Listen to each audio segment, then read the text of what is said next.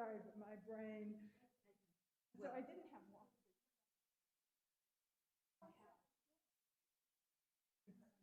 Right. And so, the whole street, until all of a sudden it's 9 o'clock. You know, I've gotten everything. Nothing's there. There's no water. There's no water and I'll just get in trouble.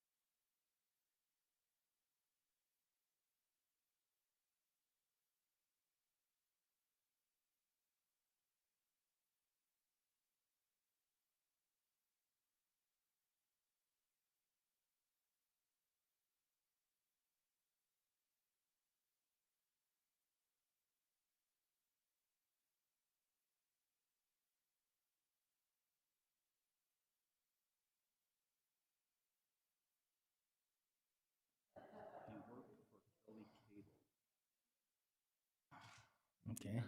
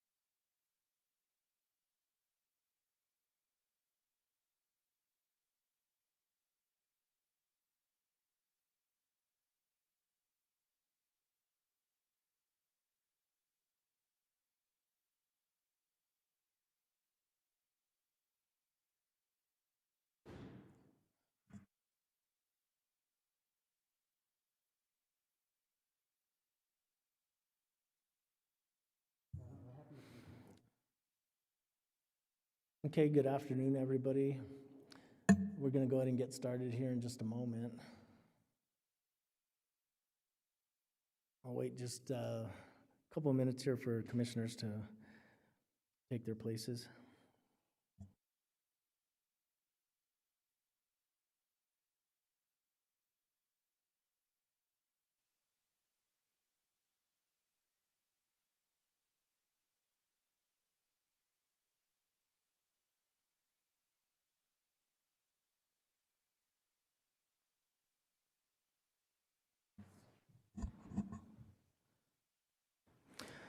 Okay, good afternoon, everybody. I'd like to go ahead and call our regular Board of County Commissioner meeting for Santa Fe to order. Today's December 14th, 2021. And for the official time, it is 2:18. Can we get a roll call, Madam Clerk? Yes, Mr. Chair. Commissioner Anna Hansen. Present. Commissioner Hank Hughes. Present. Commissioner Anna Hamilton. Here. Commissioner Rudy Garcia. Chair Henry Roybal. Here. All present and accounted for. Okay, thank you, Madam Clerk. So we have all the commissioners present. Next, we're going to have the Pledge of Allegiance and the State Pledge. And after that, we'll have a moment of reflection. And from the County Attorney's Office, we have Mr. Israel Chavez. If we can all stand for the Pledge of Allegiance and the New Mexico pledge. I pledge allegiance to the flag of the United States of America and to the republic for which it stands, one nation, under God, indivisible, with liberty and justice for all. I salute this flag of the state of New Mexico and the Zia symbol, perfect friendship among united cultures. And if we can have the moment of reflection, Mr. Chavez.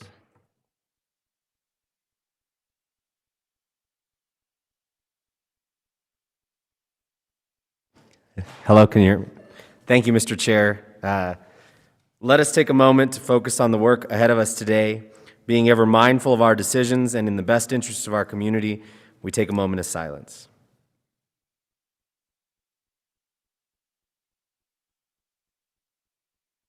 Thank you. Thank you, Mr. Chavez. Do we have any other requests for moments of silence? Commissioner Hansen?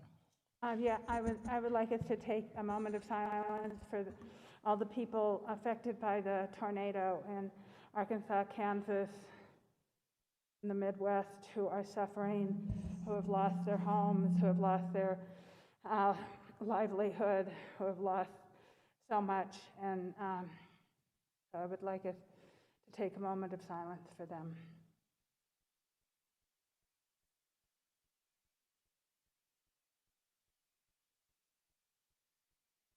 Thank you, Commissioner Hansen. Any other?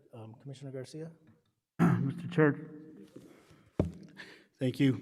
From the New Mexico County's Joy Esparza for her 2 deaths that she had in her family. Can we have a moment of silence for her family and herself? Thank you.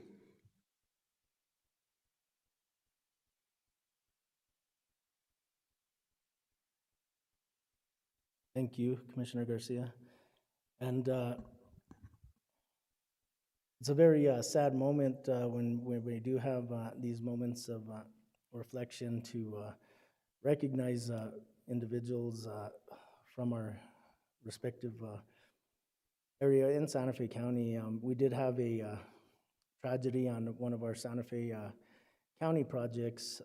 We had a young man by the name of Mario Rascon, and he was 30 years old. He worked for Cali Cable and under contract with ReadyNet and a project for Santa Fe County. We had a vehicle that went through barricades and deviated from what was set up to keep the workers safe. And this vehicle struck Mr. Rascon, and he was killed yesterday on a project in the Santa Cruz area. So very sad. He leaves behind a 4-year-old daughter. And, just asking for prayers for the Rascon family and for also for their family and for, you know, their coworkers, because it's difficult for everybody involved. The vehicle did leave the scene of the accident, and law enforcement is currently looking for this individual. I think that, from what I understand, I'm not sure at this point if they've apprehended the person that was driving the vehicle or not, but it's just a very sad situation. There's been a GoFundMe page that was set up for Mr. Rascon, and also the length of cable or the network line in that area will be dedicated and named after him. Also, we're looking at putting a scholarship fund in place to remember Mr. Rascon. So I'm just asking for a moment of silence, and also we're going to go ahead, and I think Daniel has a presentation that he'll put on the board for everybody to see. I think it's a link to the GoFundMe page. So Daniel, if we can bring that up, and if we can just have a moment of silence.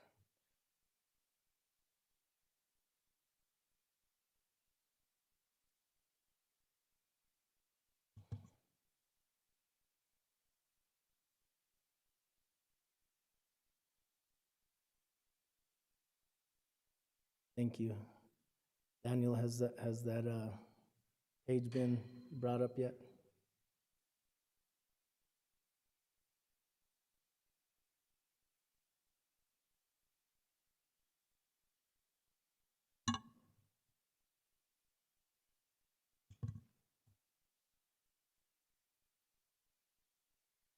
Mr. Chair.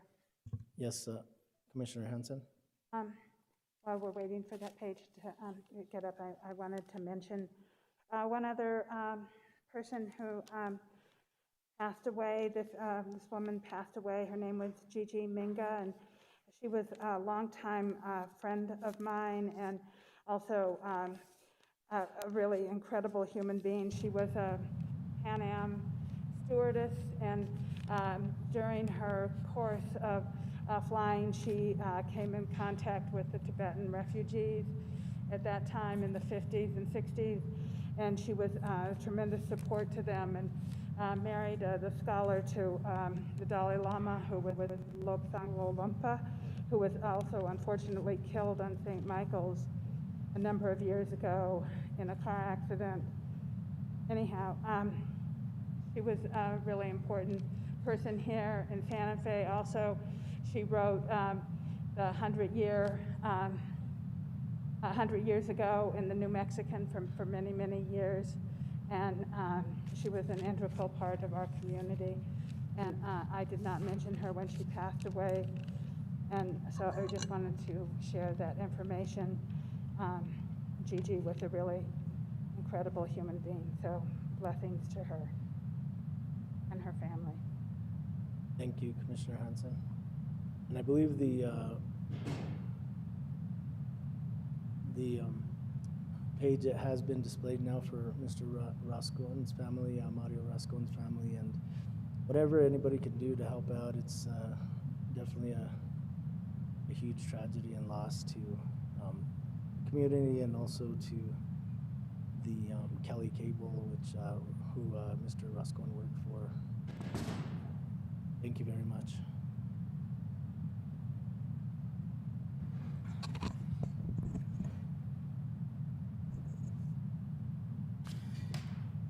Okay, so next we're going to move on to the approval of the agenda. Are there any requests or changes? I'm going to go to our Manager Miller first. Yes, Mr. Chair. There are some changes. First of all, the agenda was posted on let me get my right notes. Sorry, got too many things going on. The agenda was posted on December 7th, and then the amended agenda was posted on December 10th at 4:57 p.m. And there are several amendments that were posted on Friday. First one, the moment of reflection, the item the individual who provided Israel Chavez was added to the agenda on item 3H. The item was moved to consent. So you'll see that that item had been moved up, and on your printed agenda, it still might be shown as item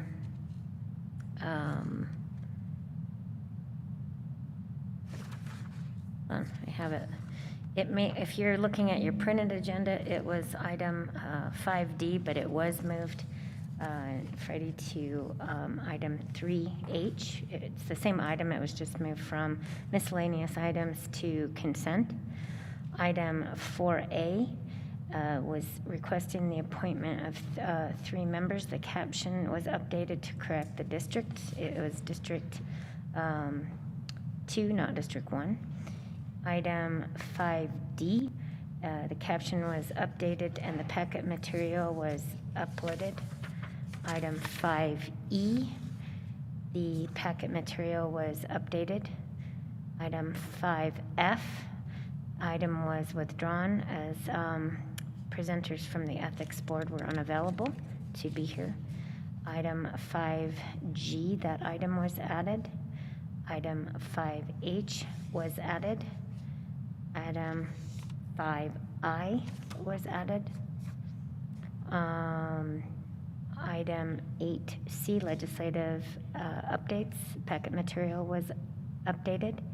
And item 10B3, item 3 was added.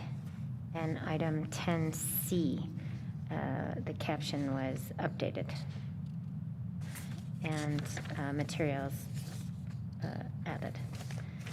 So lots of stuff going on between the original agenda and the amended agenda.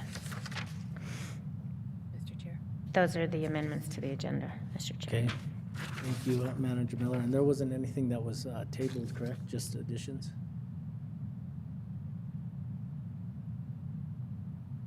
Mr. Chair, thank you. I would like to move to approve the agenda with the changes presented by Manager Miller. Okay, Commissioner Garcia, did you have something that you wanted to possibly amend? Yes, Mr. Chair. Actually, Manager Miller, can you start with item number 3 again? I'm sorry. Start again from what's in person. You want me to start all over? Sure. If you Okay. don't mind. So item 3H, that was actually previously item 5, I'm not going to find it again, 5D. It was just moved up to the consent calendar. No more 5D. It's just moved. It's the same item, though. It was just moved to consent. Then item 4A, we just Manager updated. Miller, just for clarification, I'll go ahead and second because under discussion, I think we had already had a motion. Oh, I'm sorry. That's all right. So I'll go ahead and second and then just go ahead and continue. Thank you. Okay, and then item 4A, that caption was updated because it had originally said that the reappointment of the member from District 2, it originally said District 1, but that was District 2, so that was corrected. Item 5D, that also the caption was updated and packet material was uploaded, and this had to do with our insurance.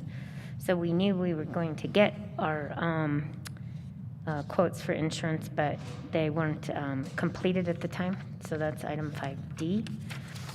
Item 5E, which is the employee calendar, that packet material was uploaded and updated. Item 5F, that item was withdrawn. That was the authorization to publish title and general summary for the ethics ordinance. And that item was withdrawn because members of the ethics board requested that we would draw that item, but they were unavailable to attend the meeting. Then item 5G, which was a resolution, an intent resolution for IRB. That item was added, and those packet materials were added. Item 5H, which was previously the other item, but now, like I said, all those numbers move up when we move the item to consent. Then 5H, that item was added. That's a negotiation between RUCC, union, and the county. Then item 5I, that was added. Then item 8C, legislative updates, that packet material was updated. And then item 10B, executive session, item 3, potential breach of purchase agreement was added. And item 10C, potential action on items discussed in executive session, which is a resolution authorizing Santa Fe County to enter into a settlement agreement on the opioid litigation. That caption was also updated.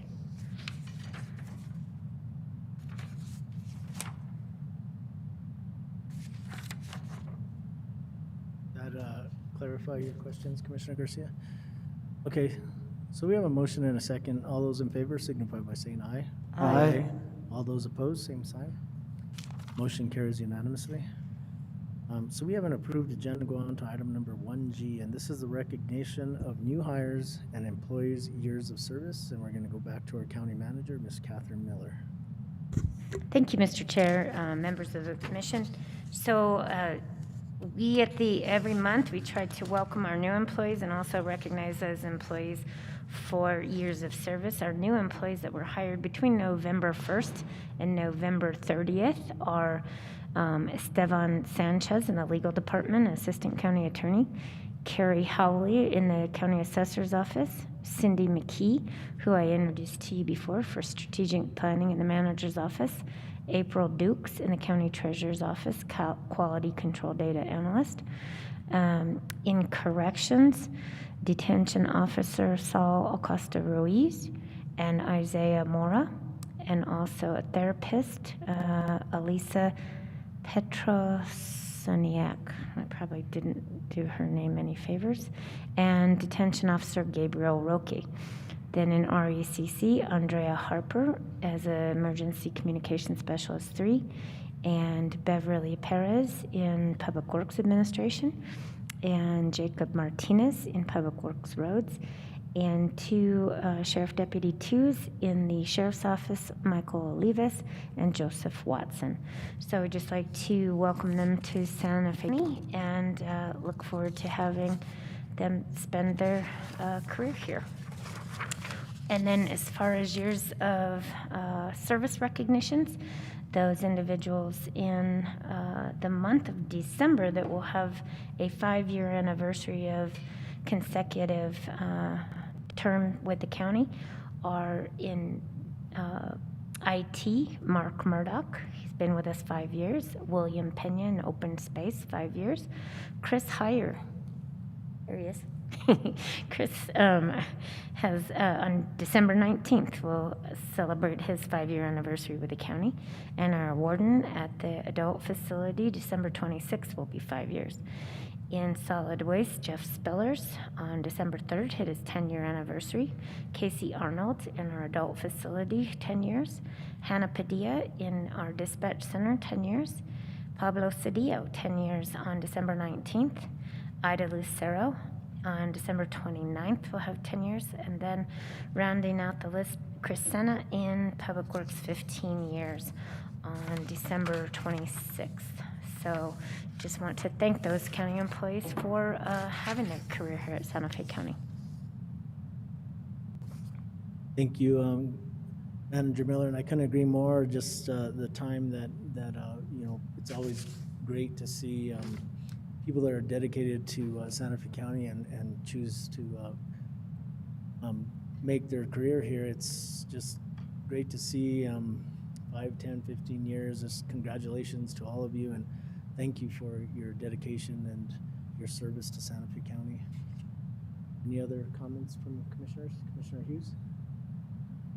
Thank you, Mr. Chair. I agree totally with what you said about our people who've been here a while, and I'd also like to just say that it's great that we have a number of people starting with the county now, and that we hope that they'll continue and be on this other list in 5 and 10 years. Everything we do here at the county is extremely important to the public, and so it's great to have new people on the team. Thank you. Yes, thank you, Commissioner Hughes. Congratulations to our new hires. Commissioner Hanson? Yeah, I want to congratulate all of those individuals who have been here 5 years. They started at the same time that Commissioner Hamilton and I started. And so we have enjoyed working with you, and we are grateful for your service.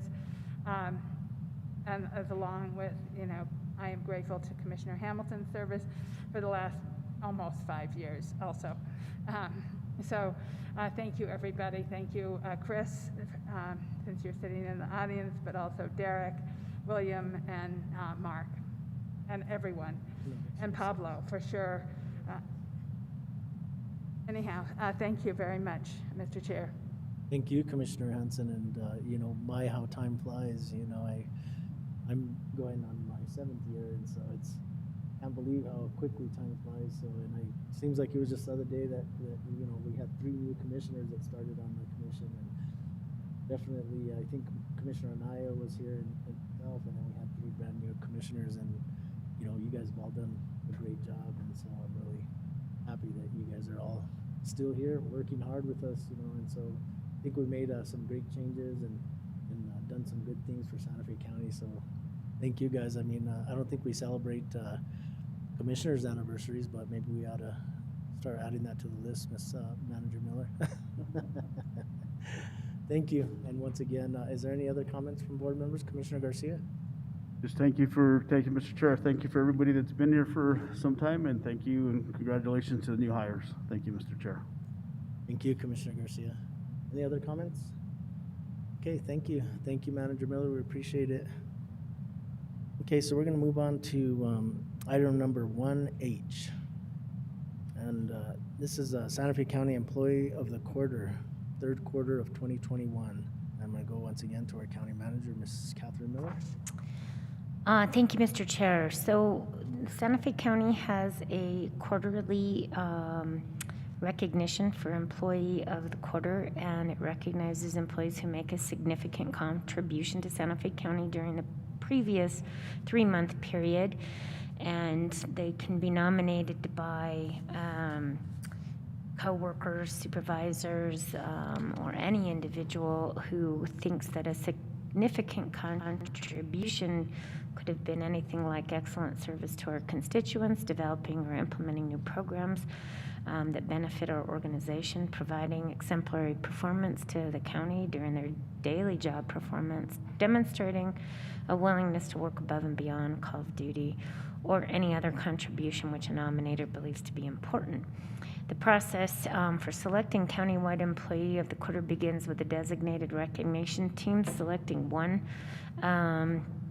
employee of the quarter from their group, and then also from the elected office employees. And then out of that group, then there's one person who is selected countywide. Unfortunately, this year it appears, or this quarter, it appears we only had one nominee, but that does not take away from the exemplary performance of this nominee, and that is out of the Community Services, Jason Griffin, GIS Supervisor. He was hired just a short while ago on July 17th, but in his short tenure with the county, Mr. Griffin has vastly improved Santa Fe County's interactive web maps. He continues to improve and enhance a variety of data services that feed and support the county interactive web maps. These efforts have improved processes for other departments to include the clerk's office in the current year election, and Mr. is a great team member, is a role model to other employees, and his hard work is greatly appreciated. So, I do believe that it is Mr. Griffin who received Employee of the Quarter. So I'd just like to congratulate him and welcome him again to our team, and really appreciate all his hard work that he is providing the county and his exemplary performance. Congratulations to Mr. Griffin. Thank you, Manager Miller, and definitely congratulations to all the candidates. And, you know, just to see in, 5 months, the impact that an individual, a new hire that is made at the county is really commendable. And, I know that all of our employees do a great job. And so I just want to congratulate him once again. Are there any other comments from the board? Okay, thank you, Manager Miller. Okay, so we're going to move on to our next item, and this is item number 2A.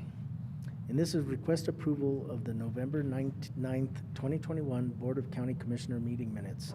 Are there any changes, or what's the pleasure of the board? Mr. Chair, Commissioner Hanson?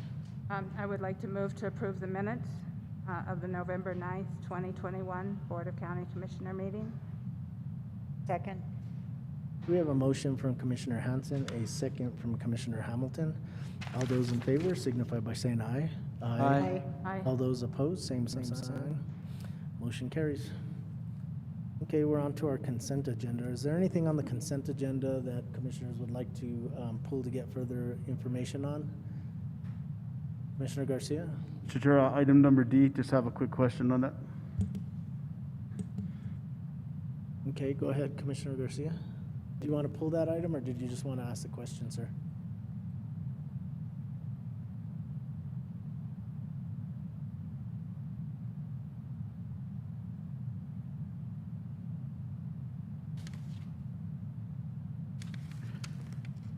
Thank you, Mr. Chair. In regards to the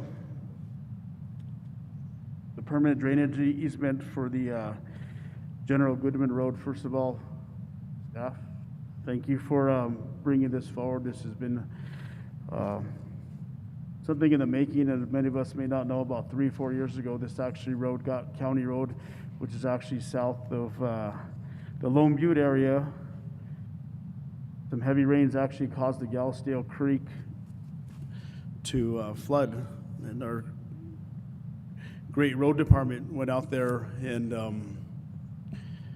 got stuck. There was some heavy equipment, graders, you can name it, was stuck in the Galsdale Creek. And thank you for bringing this forward. The question I have in this is on page number 2.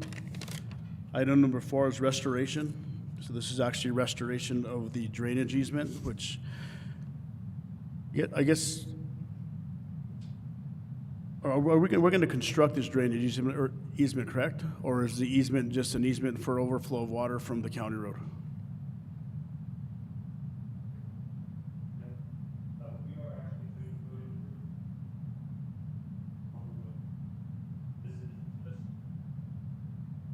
To construct those structures on the road and in the ditches on the side.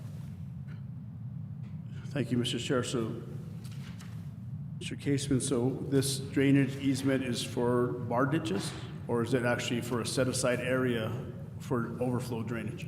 It's for a pretty significant, Mr. Chair, Commissioner Garcia, it's for a pretty significant area that has been determined by the engineers to address the flooding that is occurring. Thank you. Once again, thank you for bringing this forward. Appreciate it.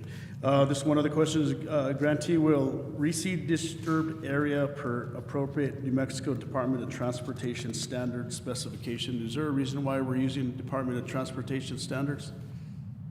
That's typically just what we use in these areas. Originally, the landowner had requested we restore it to the natural vegetation, which is very, very difficult to do. So that was the standard that the landowner and I negotiated and agreed upon.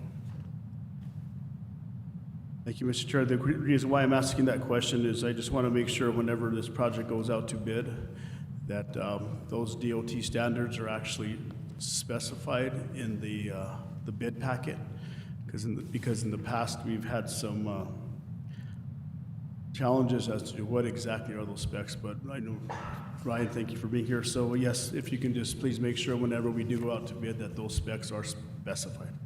Mr. Chair, Commissioner Garcia, yes, sir, that is our goal. Everything that we do going forward that I can't speak to the past, but we do follow the DOT specs so that we have quantifiable, base material, the way we build the road now, so we know what we're going to get at the end. So those specifications are what we do spec into the plans for construction.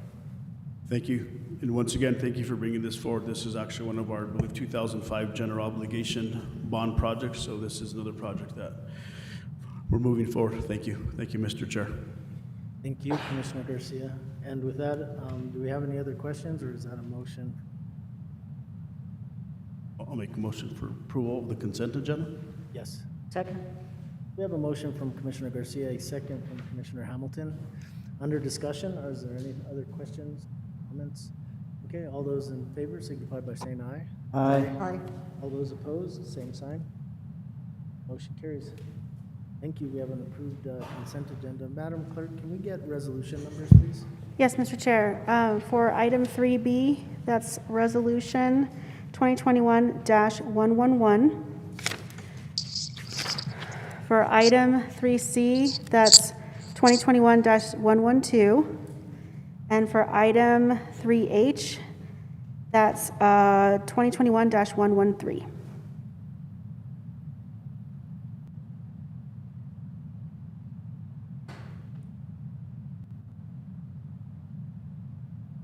Okay, thank you, Madam Clerk. So next, we're going to move on to item number 4, and this are appointments and reappointments. 4A is the request appointment of 3 members to the Santa Fe County Planning Commission, 1 from District 2 and 2 at-large members. And from the Growth Management Department, we have Ms. Vicky Lucero.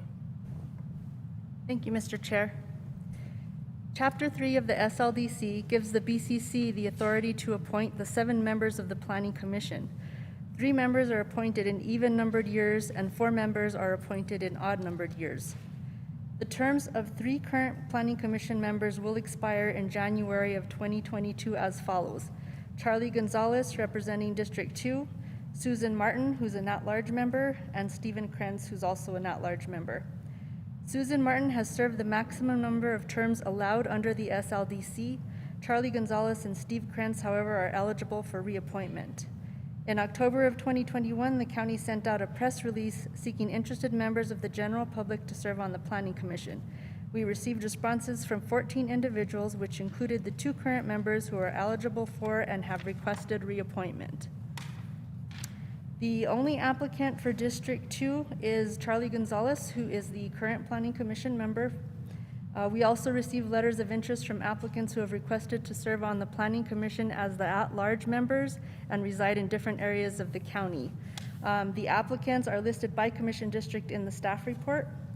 The applicants' letters of interest and resumes are included in Exhibit B. Staff recommends the reappointment of Charlie Gonzalez for the District 2 position and Stephen Krentz for one of the at-large positions to serve a 2-year term beginning January 2022 until January of 2024.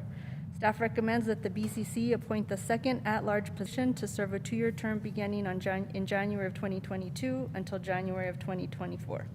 Thank you, Mr. Chair. I stand for any questions. Okay, do we have any questions from the board? Comments? I know this. Go ahead, Commissioner Garcia. Mr. Chair, Mr. Lucero, thank you. So these are 3 2-year terms? Mr. Chair, Commissioner Garcia, yes, each, the commission members are appointed for 2-year terms, and they're allowed to serve a maximum of 3 consecutive terms. Thank you. Thank you, Mr. Chair. Thank you, Commissioner Garcia. And I know Commissioner Hughes, go ahead, sir. Yeah, thank you, Mr. Chair. So I agree with appointing the 2 as recommended by the staff, and I also was looking through the resumes. There were quite a few really well-qualified people who applied. It seemed to me if we do reappoint the 2, there will be 2 from Commission District 5, which is my district already, so I thought we should appoint someone from one of the other 4 districts for the other at-large member, and I was interested in 3 people, which I'll just throw out there. Wendy Melgen Gerard, who worked for EPA for 30 years on wetlands and other issues. Seemed like a very well-qualified person to work on our planning commission. Daniel Werwath, who I've known for a long time, is an affordable housing developer, and Marion Cox she had the longest resume, I think, on there, and she also has experience as an environmental mediator, which seemed like another good skill to have. So I just wanted to start the discussion maybe with those three, but of course there may be others that people are interested in. Okay, thank you, Commissioner Hughes. Commissioner Hanson? Thank you, Mr. Chair. So I definitely support Charlie Gonzalez being reappointed to District 2, and maybe I'll just make a motion to appoint him to District 2 as a member, and get that one taken care of. I'll second. We have a motion and second under discussion. Is there anything else under discussion? Mr. Chair, I would just, Commissioner Garcia? actually, Charlie Gonzalez actually worked at the county, we all know, but Charlie Gonzalez has the most experience in planning and zoning. The guy grew up in planning and zoning, and he still is retired planning and zoning, but that's a very good choice to continue to have Mr. Gonzalez on the board. Thank you, Mr. Chair. Okay, thank you, Commissioner Garcia. So we have a motion and a second to appoint Charlie. All those in favor signify by saying aye. Aye. All those opposed, same sign. Motion carries. Okay, so Thank under you. discussion, Commissioner Hanson? Thank you, Mr. Chair. So I too looked over these resumes and found that many of them were very qualified. I also felt that since there is now only one woman on the Planning Commission, that it would be good to have another woman on the Planning Commission, and since we have such highly qualified candidates in that genre of gender, I thought Marion Cox, I don't know her, but on paper and her resume and her interest and the time she took to really work on this letter seemed very impressive. And so I too would support her as one of the at-large members. And she is from Commission District 4, so I will defer to Commissioner Hamilton, Mr. Chair. Commissioner Hamilton, did you have any comments? No, I actually do know Marion Cox. She's been very interested in serving, and she would be fabulous. And other than that, I had actually had my eyes on the same thing, 3 list that Commissioner Hughes listed. But no, I can easily confirm, enthusiastically confirm that Marion would be very good. Okay. Any other comments, questions? Commissioner Hanson, you had So I you would wanna make a motion? Yeah, I'd like to make a motion. I would like to move to appoint Marion Cox and Steve, Friends? how do you say his last name? It's, Mr. Chair, Commissioner Hanson, it's Krentz. Prince. Okay. I wouldn't have gotten that from how it's spelled, but okay. I would like to nominate those 2 for the members at large. Second? We have a motion from Commissioner Hanson, a second from Commissioner Hughes. Are the appointments that are being made, are those both different than what staff recommended, or is there one that's different, or it was just looking for guidance on which one? Mr. Chair, staff was recommending the appointment of Steve Krentz, Okay. but we left it open for the second at-large position. We didn't Okay. make a specific Okay, recommendation. that's what I thought, but I just wanted to be clear for the record.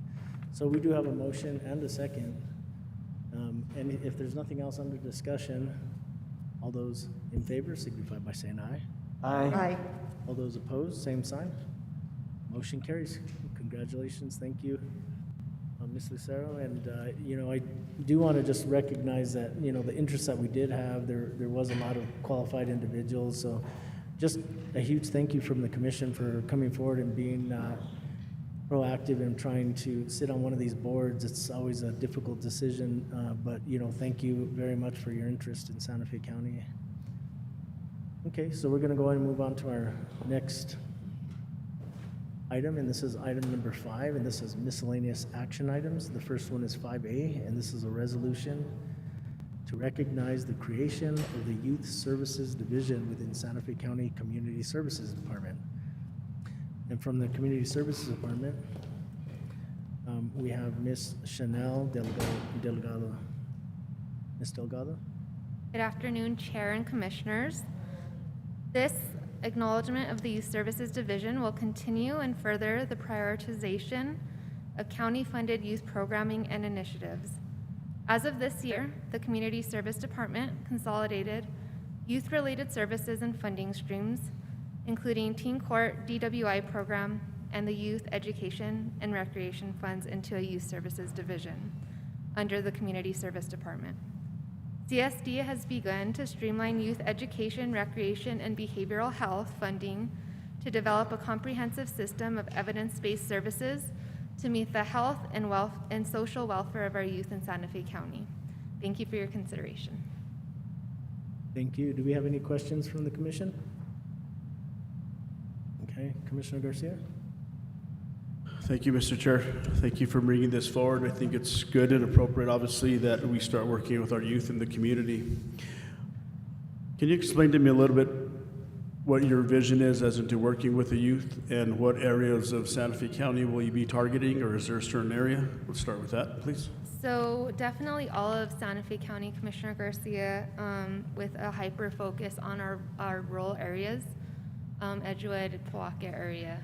And currently we are already have 9 agencies servicing the community under the Youth Education and Recreation funds.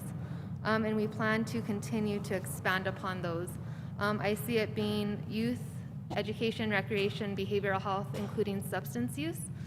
We do have an RFP currently out to have towards fentanyl and substance use public awareness targeted at youth and guardians, parents and guardians. So that's also another priority area for us. Thank you, Mr. Chair. So I'm interested as into how are we going to be going into schools, or what are we going to be doing in order to educate these youths? And once a youth comes forward and actually needs some assistance, how does the county go about doing that? Also, in regards to on the southern part of this, in my district, the southern part of town, there's actually some youth that were involved in a tragedy about a couple of years ago. What happened at the Bluffs there? There's still a couple of individuals in there and educators that are still have some sort of PSDT on that. So is there a way where individuals or us, the county, can work with possibly law enforcement and or other governmental entities to kind of go into that area, have meetings? Are we going to have meetings with the individuals? How do you envision that happening? I definitely think that is a priority. The community violence that we've seen, the uptick in violence, that is something we have been in conversations with. Sorry, can you hear me? That is something we have been in conversations with community partners, including the sheriff's office, to see how we can address some of those high areas that you're describing. So those are ongoing, and we do plan to have an initiative in the upcoming future directed towards those areas. Thank you, Mr. Chair. So can we set up a meeting with myself? And I have a Absolutely. couple of other individuals from the community that are very interested in moving this forward and are willing to actually help participate in funding for this type of program that we're doing. Yes, Commissioner Garcia, I'd be happy to talk with you offline. Thank you. Thank you, Mr. Chair. Thank you, Commissioner Garcia. Any other questions? Seeing none, what's the pleasure of the board? Move for approval, Mr. Chair. We have a motion from Second. Commissioner Hughes, a second from Commissioner Hamilton. All those in favor signify by saying aye. Aye. All those opposed, same sign. Motion carries. Thank you, Ms. Delgado. Thank you. Ms. Delgado, I apologize, Mr. Chair. Go ahead, I just please. wanted to say congratulations and thank you for your good work and following the strategic plan and getting this project, this youth works moving. 'Cause Thank you. important, so thank you. Thank you, Commissioner Hudson. Okay, thank you, Commissioner Hanson. So we're going to go ahead and go on to our next miscellaneous action item, and this is item number B, and this is, or 5B, request authorization, first for the distribution of American Rescue Plan Act of 2021 ARPA funds to Bella Luce LLP for acquisition and redevelopment of the Lamplighter Inn with the purpose to provide homelessness assistance, safety measures, along with house security to those that are in need of housing or are displaced by the impacts of the COVID-19 pandemic. And second, for the county manager to negotiate and execute any and all required documents, contracts, and purchase orders for the Bella Luz LLP service agreement to acquire and rehabilitate the Lamplighter Inn. And from the Community Service Department, we have Mr. Joseph Montoya. Mr. Chairman, members of the board, thank you very much for allowing us to speak today. Just to be clear, though, we're community development now, so I put that out there. Specifically, of course, this resolution will allow the county manager to sign a contract in order to provide $1.5 million of federal money to be able to assist in the acquisition and rehab of the Lamplighter Hotel. I wanted to take this opportunity to provide a little background information because this is a tremendous opportunity and really is a classic example of many organizations coming together to be able to work for a common cause.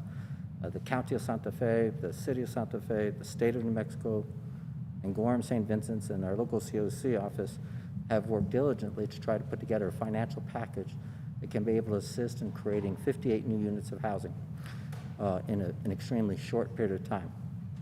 I want to say how significant that is. If, for instance, we didn't leverage this money, we're going to be leveraging $8 million of funds with our $1.5 million. But in addition, if we were just to go out in the current market right now and just use our to buy houses, we'd only be buying 3 houses. And we are providing for 58 units. So it's a significant investment and a significant leveraging of our funds. I did want to take this opportunity also publicly to thank Jennifer Lopez of Project Moxie and Marisol Atkins, who worked with consultants on this particular project and have worked tirelessly to herd our different organizations and our different theories and our different systems to be able to get us on the same page, to be able to do something like this. To my knowledge, this is the first time anything like this has ever happened in housing in terms of affordable housing development, at least in Santa Fe. This particular location is ideal for many reasons. It's very close to job opportunities, close to food opportunities, transportation opportunities. There's many services in the immediate area. And right across the street, the LifeLink will be has agreed to be able to provide community services and social services to those participants who need it. So we've got a fully developed package here that we're extremely proud of. Just for optics, I wanted to show you the kind of work it took to put this together, this thing.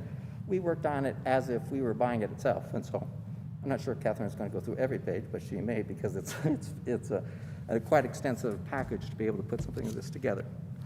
And with that, I will stand for any questions that you might have. One more thing I did want to mention. Of course, this is in the City of Santa Fe itself, and so land use decisions are made by the City of Santa Fe in this particular issue. There is no change to the underlying zoning. However, they will be taking out a rehab permit, and because of the size of the rehab permit, there will be an ENN so that neighbors have an opportunity to voice their opinions. And with that, I'll stand for any questions you might have. Okay, thank you, Mr. Montoya, Director Montoya. I'm going to go to Commissioner Hanson and then to Commissioner Hughes. Thank you, Mr. Chair. Thank you, Mr. Montoya. So this the Lamplighter is in my neighborhood, the Casa Alegre neighborhood. It is also in District 2, and I am, being a Santa Fe County Commissioner, I am the president of Casa Alegre Neighborhood Association. So I appreciate you stating that this is a City of Santa Fe land use issue, and that it will be going through the ENN process, because I do know that constituents in my neighborhood are concerned. You know, they do not want to see another Pete's Pets or Pete's Place develop, and, you know, have, there's already a large impact from LifeLink on the neighborhood, and I do get calls and complaints about cars and people parking in the neighborhood and not always being respectful to the neighbors. So, you know, those are some of my concerns. On the other hand, I think this is a fabulous, incredible project that we have the opportunity to participate in. And, you know, for the money, it is a good deal. We're getting a good bang for our buck. And the reality is that homelessness is a serious problem throughout the state of New Mexico and here in Santa Fe, and I don't see it letting up. And so I think that the more proactive we can be to help these individuals find temporary to permanent affordable housing of some kind is really important. But I also want to represent my constituents and make sure that they have the opportunity to voice their concerns. I recognize that along Cerrillos Road, it is a commercial use, and that is a wise decision. I mean, it is the main street, one of the main drags of Santa Fe. So I appreciate your information and your update, so thank you very much, Mr. Montoya. Commissioner Hanson, I did want to point out, we agree with many of the issues that come up at Pete's Place, and so this is designed specifically so that we can take people off the streets. So these are this is an apartment complex designed for people under 80% of median income. So the whole idea is to get them off the streets and away from the neighbors who have been impacted. I don't think that is a thing that we can't say hasn't happened. So we appreciate your concerns. Thank you, Commissioner Hanson, and thank you also, Director Montoya. Any other questions? I'm going to go to Commissioner Hughes, and then I'll go to Commissioner Garcia. Yeah, thank you, Mr. Chairman. I just want to mention that I've been involved in the planning for this project, and the two consultants who work on it are paid through my Coalition to End Homelessness. However, there is no financial involvement directly in the project. We were thinking about running the state money through my organization, but that plan has changed to a much simpler plan, which is to have the state money go directly to LifeLink and them use it to put into the project.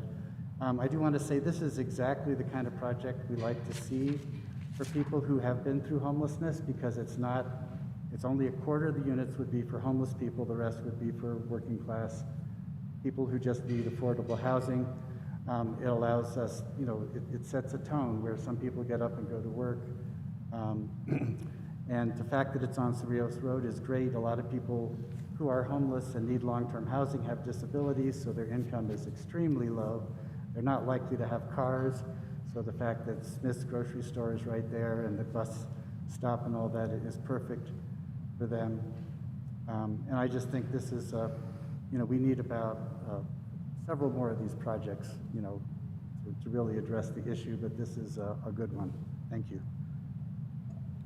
Thank you, Commissioner Hughes. I couldn't agree with you more. And one project at a time, and I think that we're really making a difference, but you're absolutely right that there's a huge need still, so we'll keep working in that direction. Commissioner Garcia?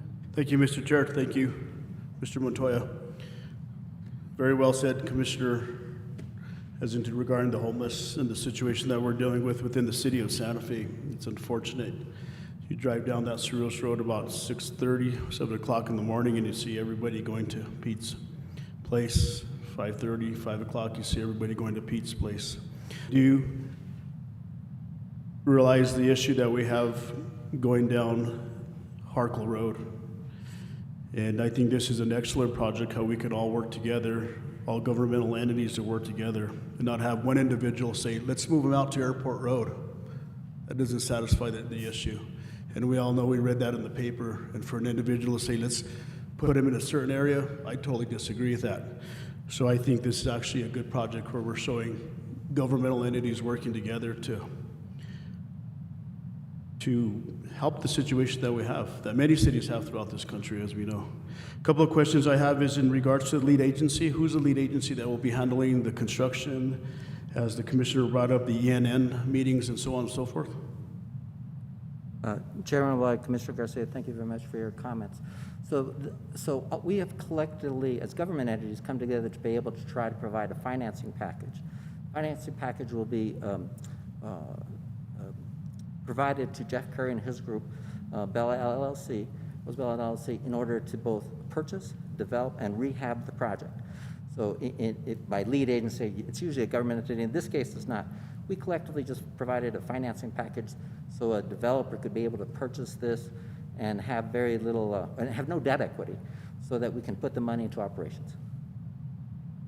Thank you, Mr. Chair. So, Mr. Montoya, so the money is actually going to be utilized to purchase. Is there already I couldn't hear you. Is there already an organization that is actually going to run the facility?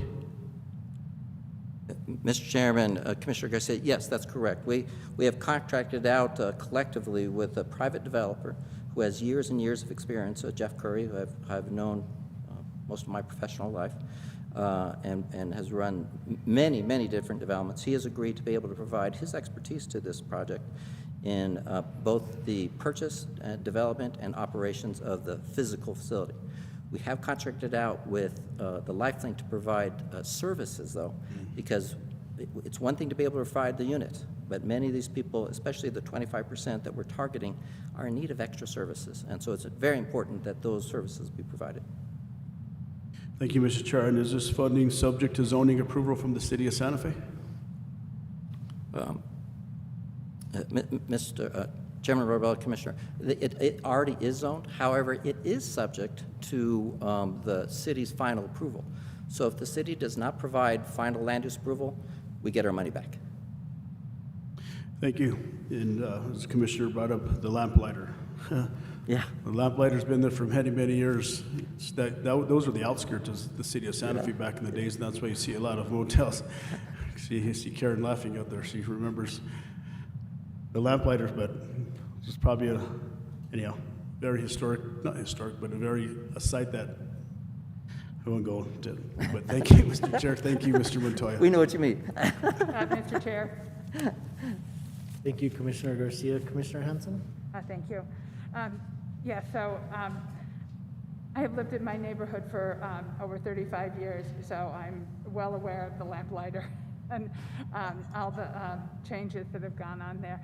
I hope that with the rehabilitation of the building, they will keep in mind Santa Fe style, and that it will be, they will make it actually more attractive than it is at the moment, which I don't think should be too hard to do.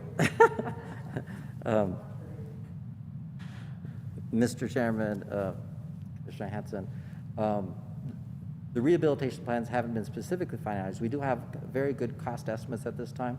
We are, of course, concentrating on the interior of the units. We're expanding them. We're breaking down walls. As you know, I think there's over 72 units now, and they'll be going down to 58 units.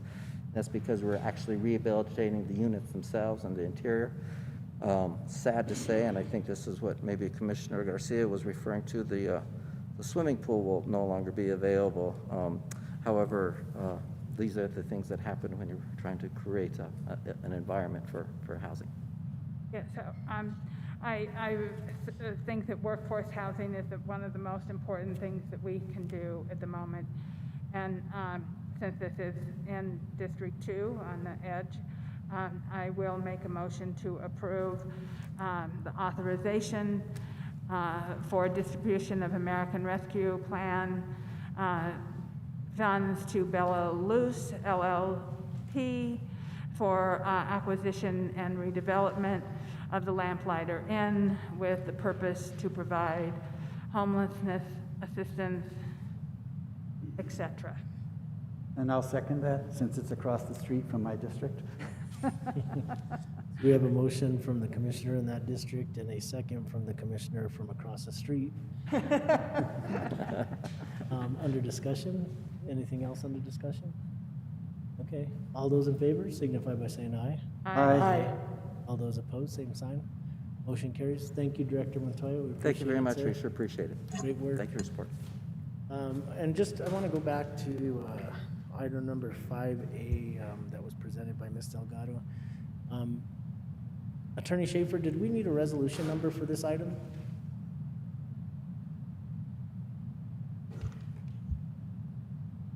Mr. Chair, Commissioners, no, I don't believe that the requested authorization was put forward in the form of a resolution. So no, you do not.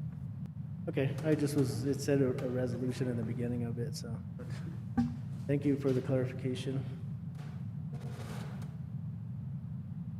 Okay, so we're going to move item number. Mr. Chair, Yes, go ahead, Commissioner Hamilton.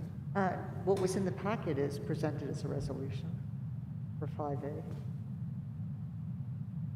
I'm sorry, were you inquiring about 5B or 5A? It is 5A, sir. Oh. I went back to 5A. Forgive me, I misunderstood the question, Mr. Chair, that was on me. With 5A, yes, there was a resolution on the agenda and included in the packet. I apologize for the confusion. Okay, thank you, Attorney Schaefer. Madam Clerk, and I'd like to thank Madam Clerk for bringing this to my attention. Can we get a resolution number for 5A? Yes, Mr. Chair, the resolution number is 2021-114. 2021-114. Thank you, Madam Clerk. Thank you, Mr. Chair. So we're going to move on to item number 5C, and this is a resolution requesting budget adjustment for a net decrease amount of $1,162,230 in various funds to account for prior year's transactions affecting capital outlay amounts, including the fiscal year 2022 budget and amounts payable and accruals. And from the Finance Department, we have our Director, Ms. Yvonne Herrera. Good afternoon, Chair, Commissioners. The budget adjustment before you occurs each year due to the year-end process of accruing and estimating all transactions applicable to fiscal year 2021. The accrual period occurs July through September. However, departments need access to the capital outlay purchase orders in the new fiscal year. Since time can't be stopped with the prior fiscal year while the prior fiscal year is closed, the Finance Division carries forward all capital outlay purchase orders with outstanding balances into the next fiscal year before the year-end accrual process is complete. As a result, the purchase orders carried forward into fiscal year 2022 may be inflated for any amounts that were recognized as expenditures in fiscal year 2021. To resolve this issue, the associated purchase order is liquidated for the amount of the expenditure recognized in fiscal year 2022 as a transaction was recorded back into fiscal year 2021. Through this liquidation, the budget becomes available for the originating department to utilize in fiscal year 22, which is actually incorrect. This freed up budget needs to be reduced to prevent any budgeting, needs to be reduced to prevent over budgeting or overspending in the affected capital projects. The original project budget is not impacted by the corrections. The overall result is that we restore the budget to what's actually still available after everything has been spent. It's a reconciliation that we have to do between two fiscal years that are open, and it's just one of those necessary evils that occurs because we can't stop time. And with that, Chair, I stand for any questions. Okay, Commissioner Garcia. Mr. Chair, I'm going to get your name right this time, Mrs. Herrera. Because I got some flack last time. That's not her last name. But apologize for last meeting. But thank you for a great presentation, and thank you for this as into bringing this forward, basically giving us a little bit more detail as into what's happening and reconciliation of what's going on here. But you mentioned earlier that we cannot stop time. Do you have any idea how we can stop time? Or slow time down? Or should we advance it? Or can we advance time? I don't know whether it's good to advance it or slow it down, but nonetheless, Mr. Chair, thank you. Thank you for your presentation. Great job. Thank you, Commissioner Garcia, and I guess, I think all of us want to try and stop time right just for a moment. Commissioner Hanson? I want to just thank you, Yvonne, for all the hard work that goes into the finance department. I recognize that, we don't have the staffing that we need, and a lot more falls on the people that are here, and I just want to recognize all your hard work because, like you said, we can't stop time, and which would give us a break.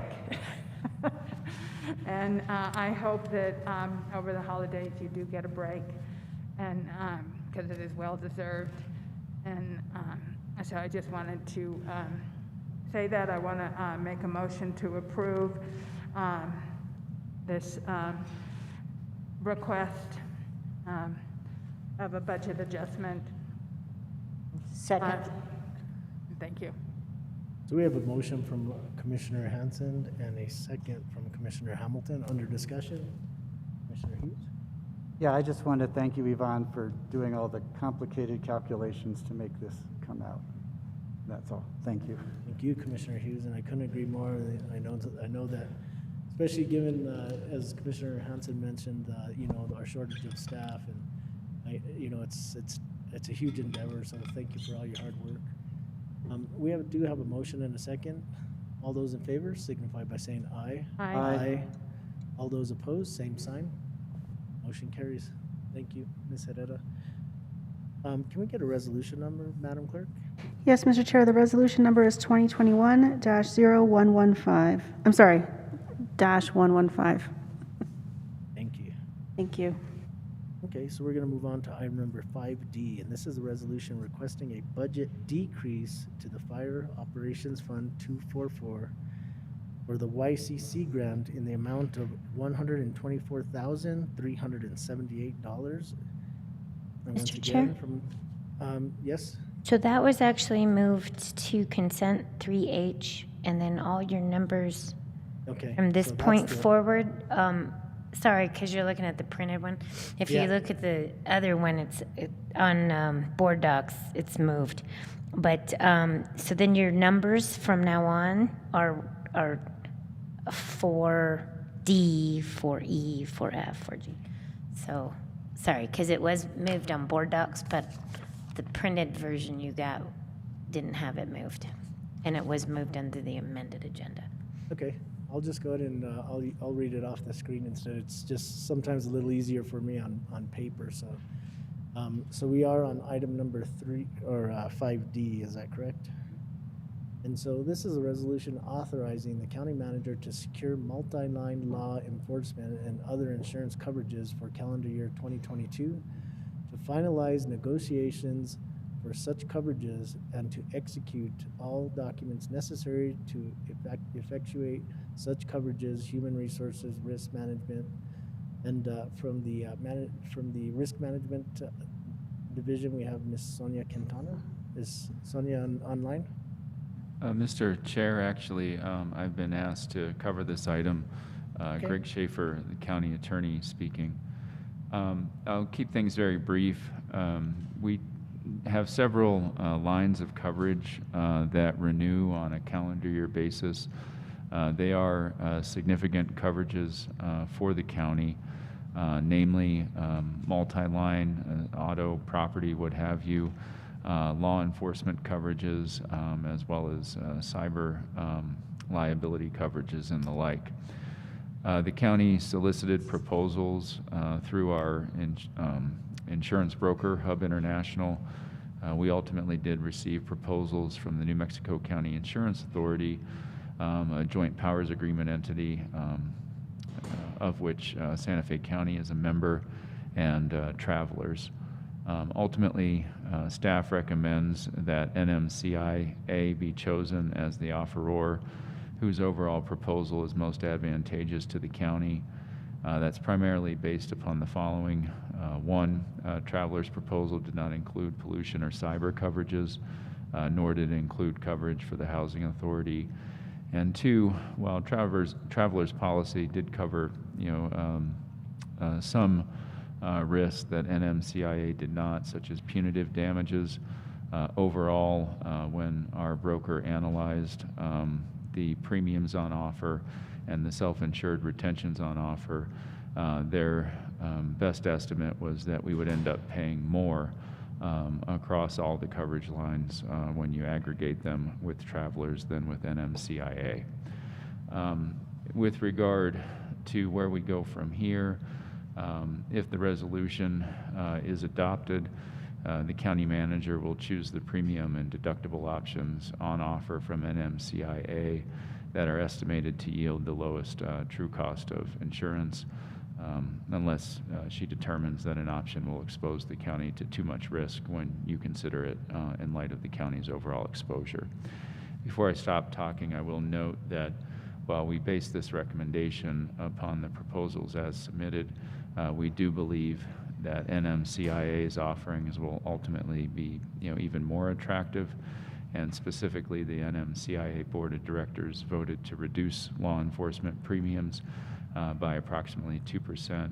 And in addition, the county manager is actively attempting to negotiate a lower law enforcement premium given our loss ratios over the last 10 years and the deductible level that we typically carry. So I'd be pleased to stand for any questions.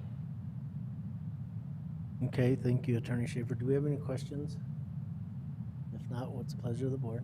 Move for approval, Mr. Chair. We have a motion from Second. Commissioner Garcia, a second from Commissioner Hamilton. Under discussion, Commissioner Hughes?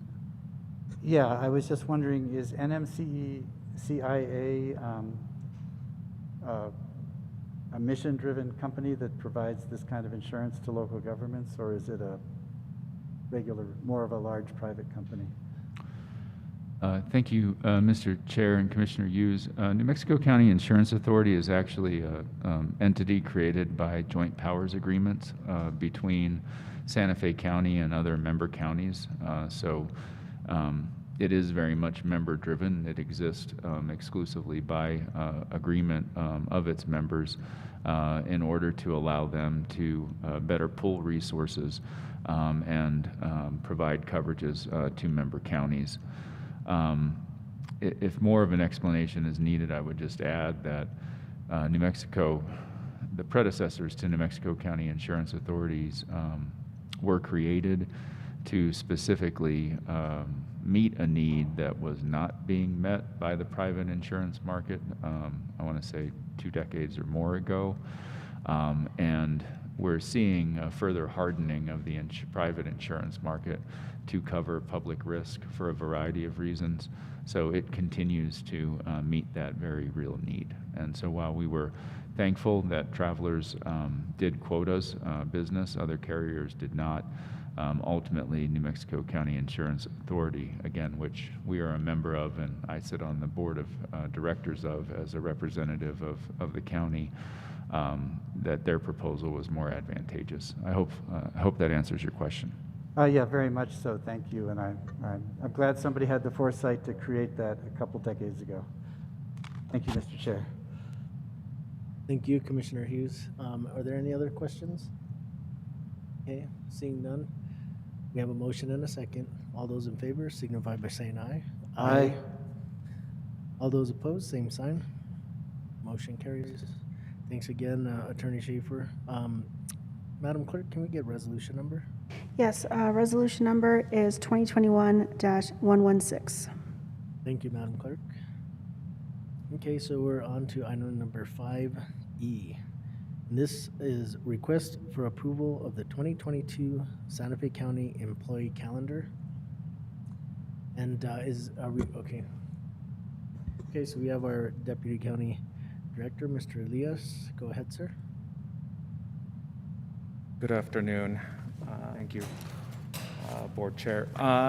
What I am missing, if you give me the opportunity to give you this matrix, we'll be uploading this into Board Docs momentarily. Thank you. Yep.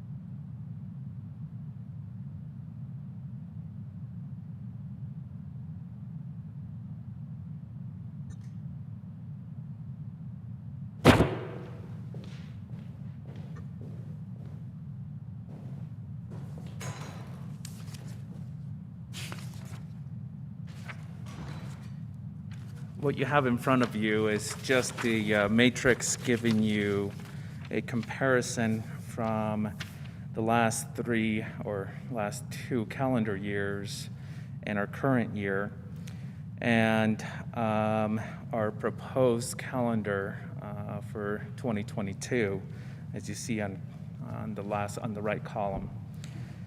And we added a table at the bottom to kind of compare ourselves to other government entities, so you can see the days that are being proposed. And in the resolution, staff recommends, oh, I have the wrong one, I'm sorry.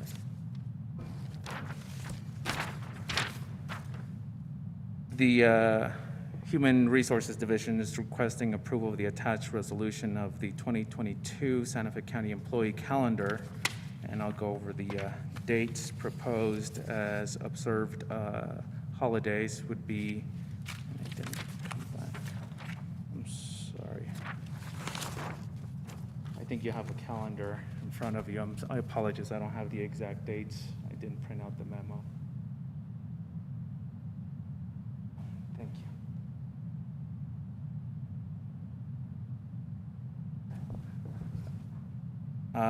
Proposing January 17th for Martin Luther King Memorial Day on May 30th, Independence Day, July 4th, Labor Day, September 5th, Indigenous Peoples Day, October 10th, Veterans Day, November 11th, Thanksgiving would be 2 days, November 24th and Friday, November 25th.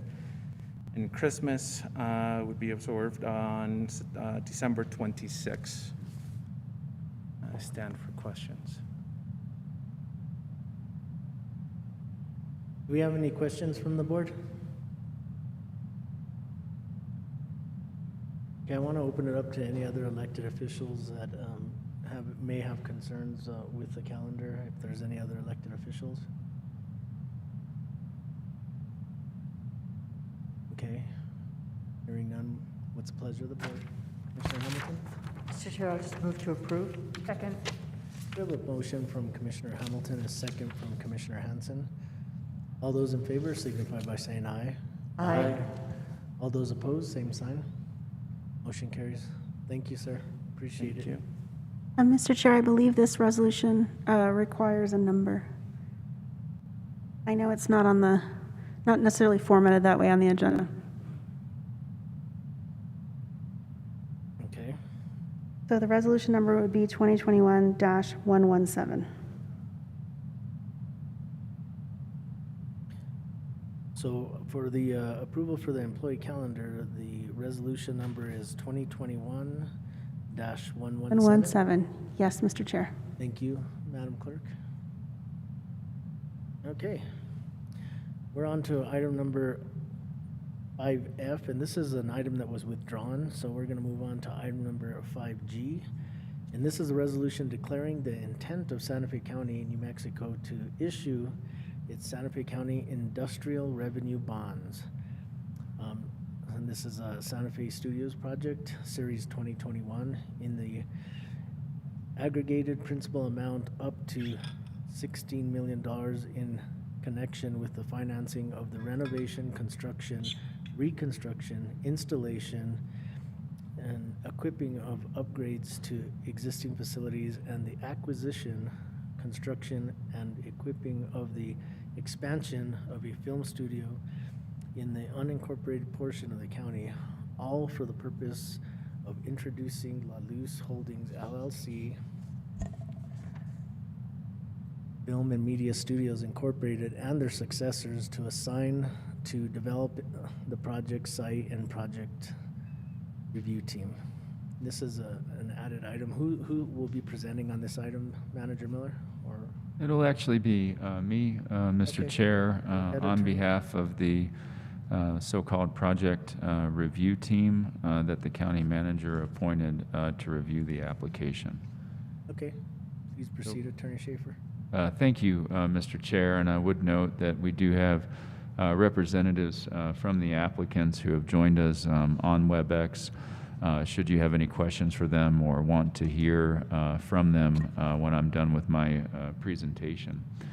I would highlight at the outset that adoption of the resolution today does not commit the BCC to ultimately issuing the industrial revenue bonds.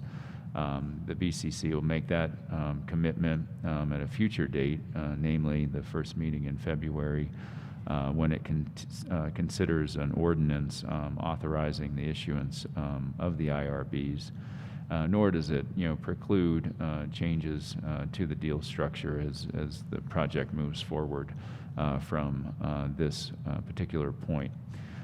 But it does signal to the applicants that the board is serious about their application and is at least willing to continue down the process of evaluating it before making an ultimate decision.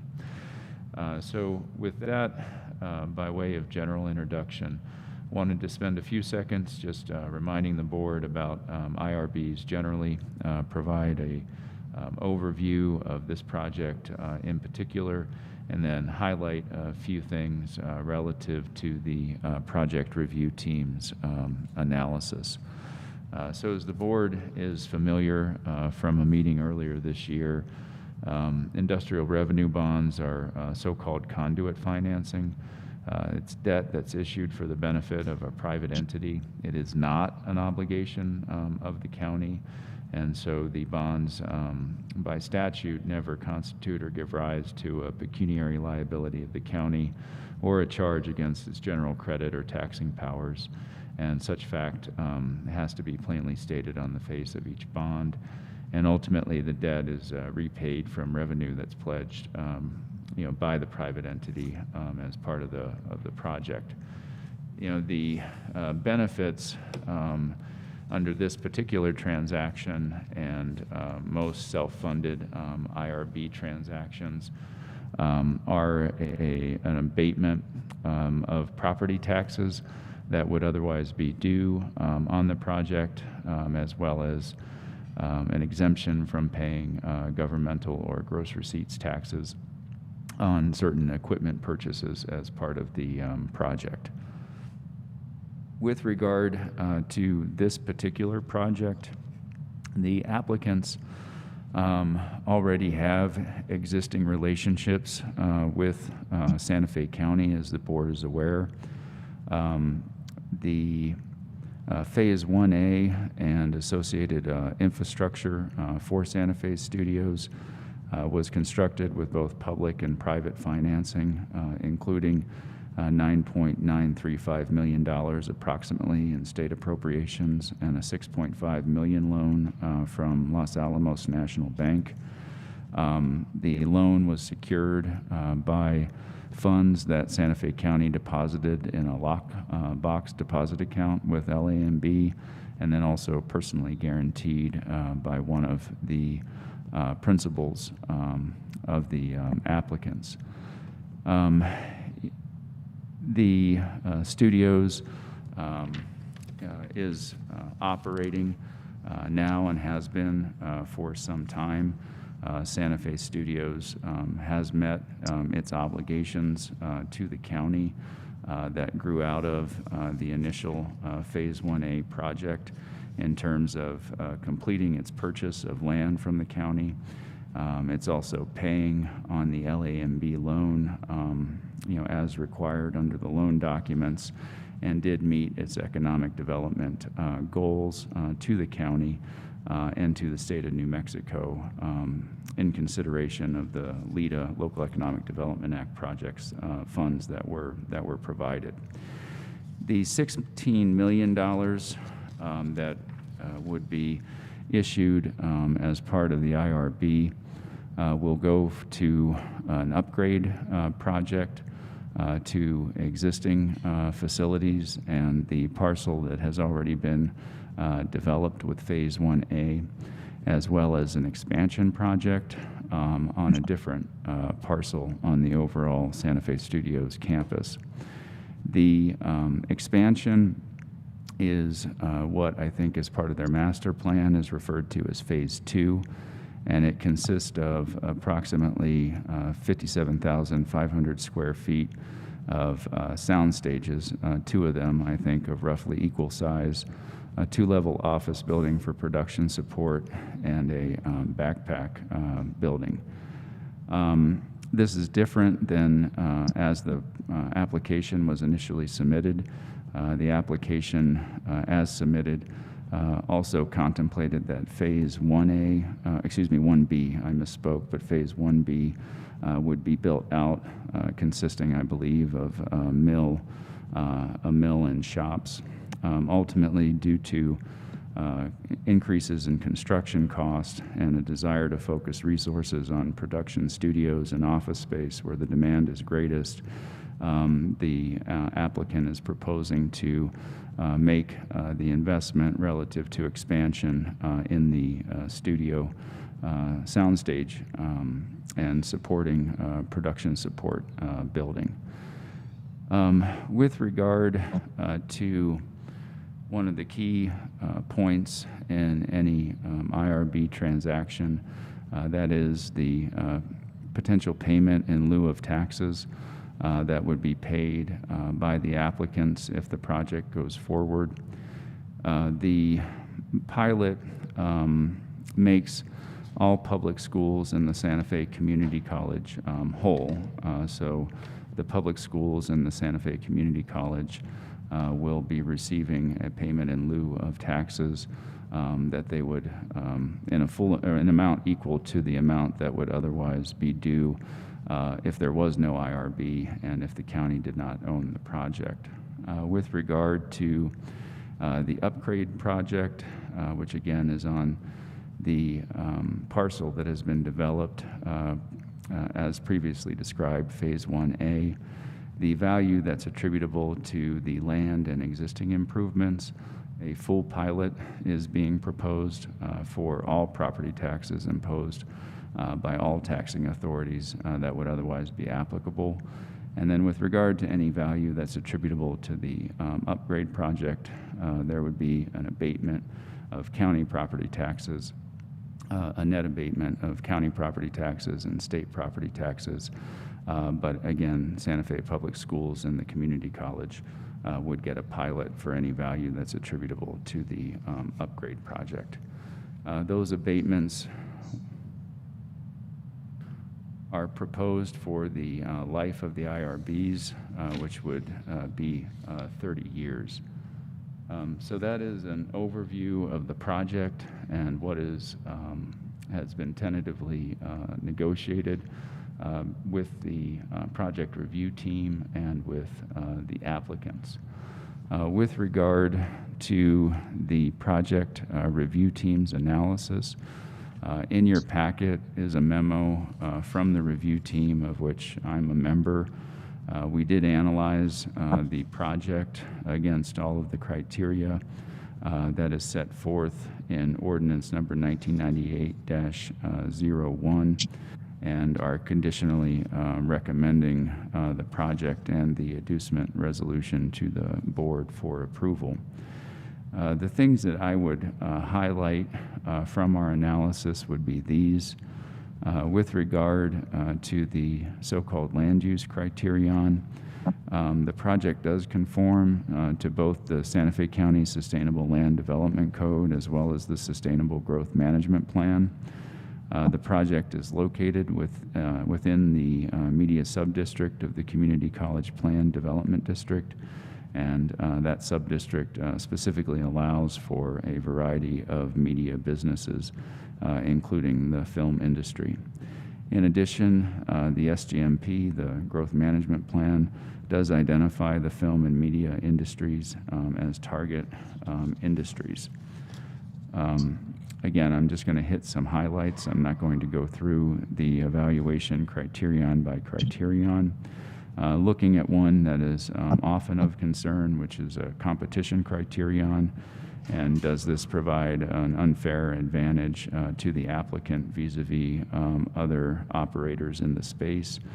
In this instance, we felt that the answer to that question was no, since the other studios that operate within Santa Fe County, Greer Garson Studios and Camel Rock Studios, both, to our understanding, are exempt from property taxes because they are located on property owned by the city of Santa Fe and the Pueblo of Tesuque, respectively.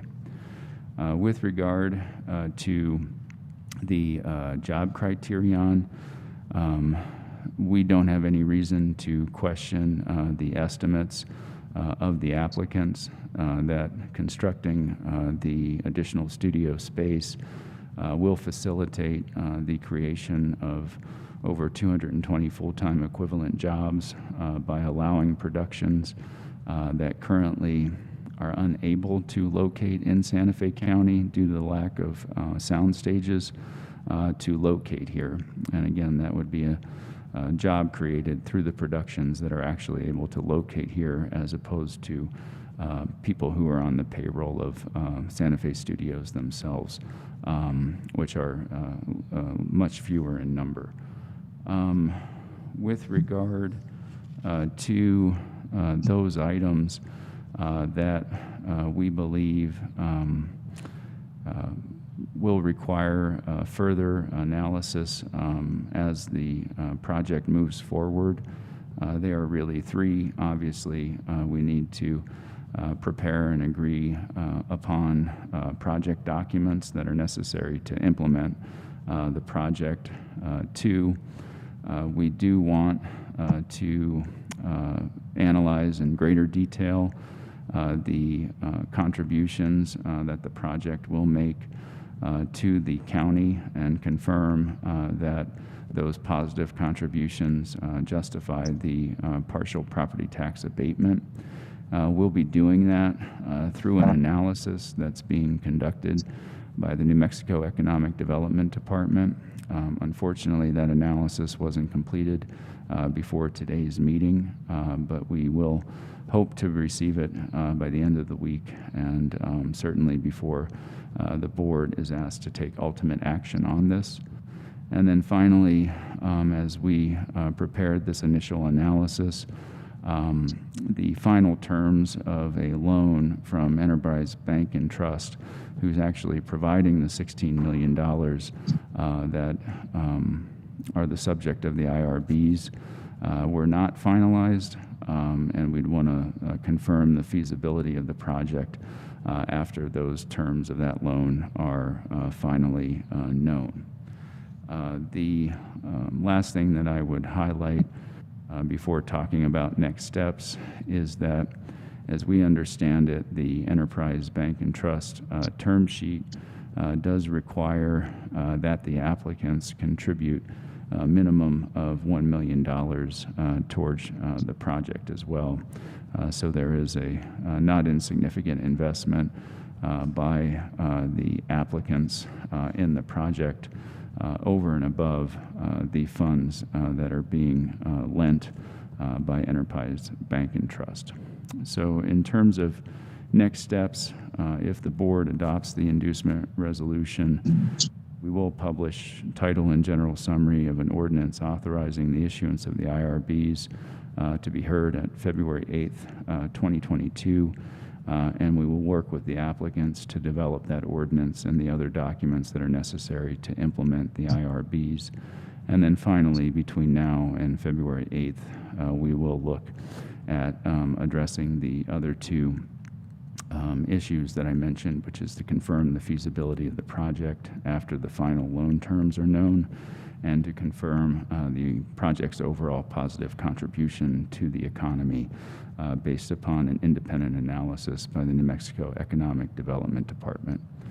So I would be pleased to answer any questions from the board. And as I alluded to, there are representatives from the applicants available via WebEx if you have any questions from them, or if you'd like to hear from them further relative to the project. Thank you, Attorney Schaefer. And I think I'm going to go ahead and go to the applicants that are online if they have anything that they would like to add, and also so the commissioners will know that they are online if there's any questions that would be directed towards the applicant. I'm going to go to, I think, Mr. David Buchholz. Mr. Chairman, this is Mr. Buckholz. Can you hear me? Yes, sir, we can. Good. I'm David Buckholz with the Rhodey Law Firm representing the interests of the applicant here. First of all, I want to say that I'm sorry that I can't be with you folks in person. I'm looking to do that soon, and I'm glad to be back before the commission, where I have not been until since before the COVID situation. I'm here, as I said, representing the interests of the applicant. I very much appreciate the presentation made by the county attorney. We've been working closely with him, with other members of the county staff, certainly with the county manager on this, and we're very pleased to be here today to bring what is the first step of a two-step process before your commission relative to the issuance of industrial revenue bonds. The only footnote that I would put on the county attorney's presentation is that we also need to do a notice to all of the taxing jurisdictions by mail of the county's intention to adopt this ordinance, because there is a property tax abatement. The statutes require that all other property taxing entities be made aware that this decision will be made by the commission in a forthcoming meeting. They don't have any rights to stop the proceedings, but they do have the right to get notice of it. So we will also work with the county on making sure that those items get out. I think that a good presentation was made in regard to how industrial revenue bonds work and the nature of my client, its relationship in the past on business and economic development matters with the county, and the expectation of the general terms of the transaction going forward. And importantly, you're not deciding on all of that today, other than to give us a signal that you believe that it's appropriate to go forward and that you will consider an ordinance when we come to you with the formalization of the transaction. I have with me also Mr. Octavio Marin from the company itself.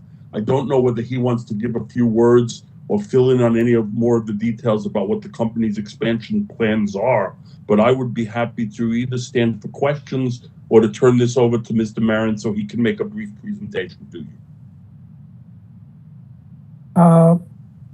Can you hear me? Yes, we can, sir. Thank you. Thank you, David. Mr. Chairman, Commissioners, thank you, first of all. Just very simple. My name is Octavio Marin, and I work directly at Santa Fe Studios in operations. And we just want to stress sincerely the strong and positive partnership that we have had with the county working in the last few years in increasing and developing the New Mexico economy. And just to add to what David was saying, we feel and we think that it is important to support the New Mexican economy by creating opportunities and jobs in this community. And that's what we intend to do by expanding our infrastructure, which is sorely needed in New Mexico. There are many projects and productions that would like to come to New Mexico. New Mexico has many beautiful things to offer to film production, from spectacular locations, friendly community, incredible cuisine, distance, proximity to Los Angeles. This is a community, a location that film production really wants to come and invest hundreds of millions of dollars, billions of dollars. The impact of the industry has been strong in the last few years. Some of you may know, someone like Netflix, the network, has committed to come to New Mexico and create many opportunities in Albuquerque. And we want to increase those opportunities in northern New Mexico, in Santa Fe, and continue working with the county and bringing these opportunities to New Mexicans. Not only job opportunities, but training opportunities for new creators for the future. And it's a clean industry, very strong industry that exports throughout the world. And we're here to answer any questions, and we thank you for your consideration. Thank you, Mr. Marin. I think, did we have anybody else? I think from the applicant, I don't think that we had anybody else that was going to speak. So I'm going to go to Commissioner, I'll go to Commissioner Hansen first. Thank you very much. Nice to see you, Octavio. It's Hello. been a long time. I know. I support this idea of IRB. I have supported it for quite some time. I would like to see the film studio grow. I think it is a job creator. And I have one question about the expansion. You'll be building a couple more sound stages, and will you create anything for post-production? So can you answer any of those? Yes, the immediate plans are to grow the studio, to expand by adding 2 more sound stages and office space. In the last 24 months, we have sent away over 20 productions that wanted to come to New Mexico, precisely because we don't have the infrastructure, and that would have created hundreds of jobs in New Mexico. We personally have a very strong passion, not only for what we do. The Santa Fe Studios team, we have over nearly 150 years of combined production experience. We all are professionals. We've been doing this for many, many years. So you can count in this partnership to provide the expertise and the contacts necessary to successfully accomplish these goals. But obviously we cannot do alone. We need strong partnerships. Yes, in our plans are included to create post-production facilities. We would like to have a screening room where we can not only have presentations, but also create training programs for New Mexico, have a screening every month for the community. We want to have sound design, special effects, music composing, engage the entire working force that we have in New Mexico. That's down the road in the future. Right now, we will very much love to advance and grow these stages because the infrastructure needs to grow in northern New Mexico, basically. And then how many local jobs do you think you will create? And, will you be working to create more local jobs as below the line and above the line? Absolutely. I mean, just to give you an idea, thankfully, by the grace of God, we've been extremely busy for the last 4 years, fully booked with a show, Roswell, from Warner Brothers. And at any given day, we have 200 to 400 people here at the studio. That includes technicians, that includes creatives, that includes local people that work, as a background, what is called background extras. There's hundreds of people that directly are impacted to these productions. It's a clean, fun, well-paid environment. As I mentioned, the entertainment industry in the United States as a whole is one of the biggest exports to the world. And now with all the streaming networks creating online productions, the demand is even bigger. That's why there's so much is needed, the infrastructure. But yes, if we were to double the size in the next 12 months, we would immediately potentially add 200 to 400 jobs immediately. As a whole, the industry in New Mexico has added roughly 9,000 jobs in the States. People call every day they want to come here.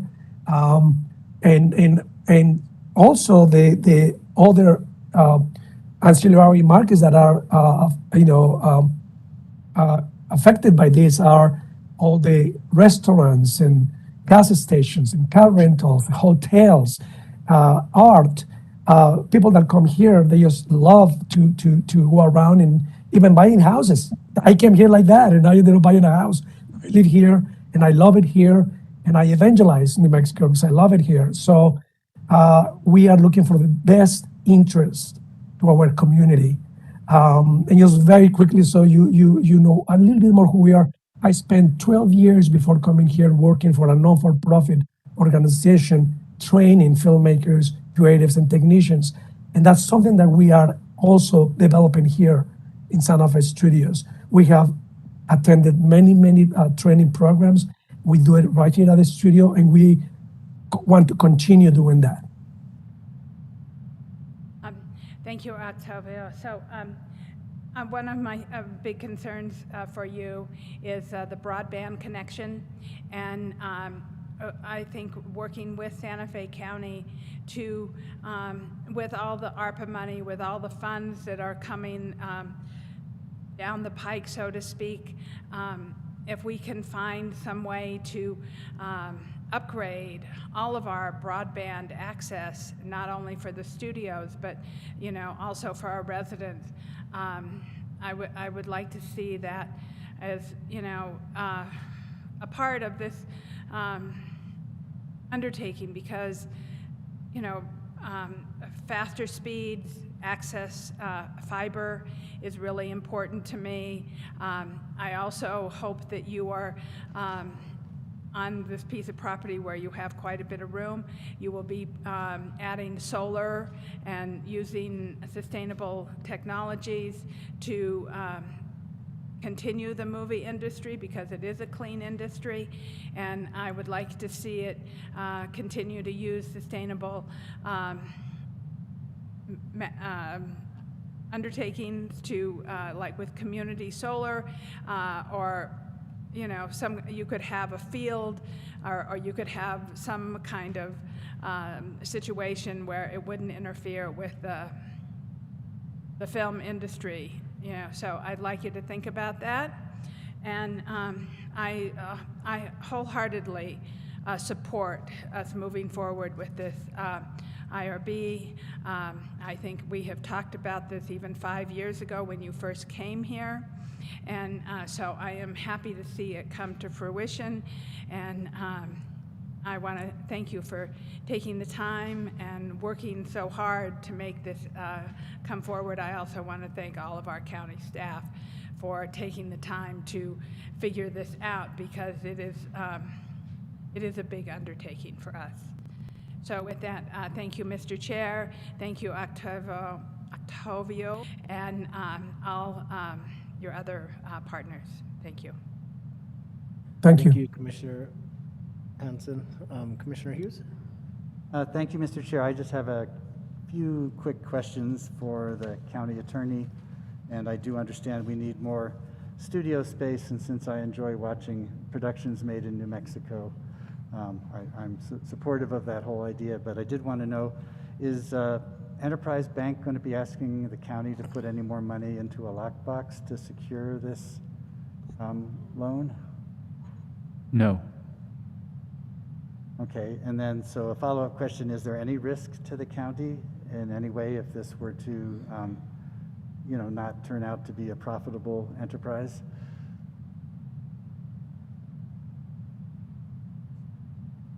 Mr. Chair, Commissioner Hughes, the only potential risk that I would see, and I think that we will be able to address this in the deal documents, is if this project somehow made the project, overall project, Santa Fe Studios, unviable, such that there was a default on their existing debt, which caused Enterprise Bank and Trust to start to withdraw money from the lockbox. We are secured in that instance because we do have a mortgage on the, what I think is called the Lita parcel, which is the parcel that's already been developed with 2 sound stages. And as we prepare the deal documents, we'll just have to ensure that nothing that we're doing jeopardizes our position relative to that parcel vis-a-vis our security interest. So that's point number 1. Point number 2, based upon the pro forma financial statements that we have reviewed, as well as the current estimates of debt service due to the new loan we don't anticipate, absent market turndown, that hypothetical scenario is going to come to pass. So I hope that that answers your question. Number one, we don't believe that this is going to push them to the brink in terms of their ability to meet existing debt service as well as the new debt service. But number two, we'll have to ensure that the deal documents are documented in a way that our security interest relative to the lockbox is not jeopardized. I hope that answers your questions, and I believe that Mr. Buckholz may have something else that he wants to add if I interpreted his statement on WebEx correctly. Mr. Chairman, thank you for the opportunity. I agree with the presentation of the county attorney. He points out that the transaction is a little different than many of the IRBs that we say because there is an existing relationship between the county and the applicant. But I don't see that this project going forward and the request for the IRBs would have any legal impact on the rights that have been set forth for the county in the existing transactions. And I certainly would be working in cooperation with the county attorney, as he suggested, to emphasize that point in these documents. While it's a little bit beyond the legals, I think that the growth and the willingness of the bank to invest in the growth is a signal that, in fact, the original transaction should come to a fruitful end to everyone, because they've got to a place where they're able to grow and get the bank to commit along with their own financing to a further expansion and further job growth. So that's really more of an economic analysis than the legals. But I agree with the presentation of the county attorney and commit to work with him to get him the comfort that he suggested would be required in the IRB so that we could go forward. Thank you for both those answers. That does pretty fully answer that question. I just have one others, which is there a limit to how many industrial revenue bonds the county can issue? In other words, if we have more business opportunities that come forward and would like to use industrial revenue bonds, is there a limit to how many we can support as a county?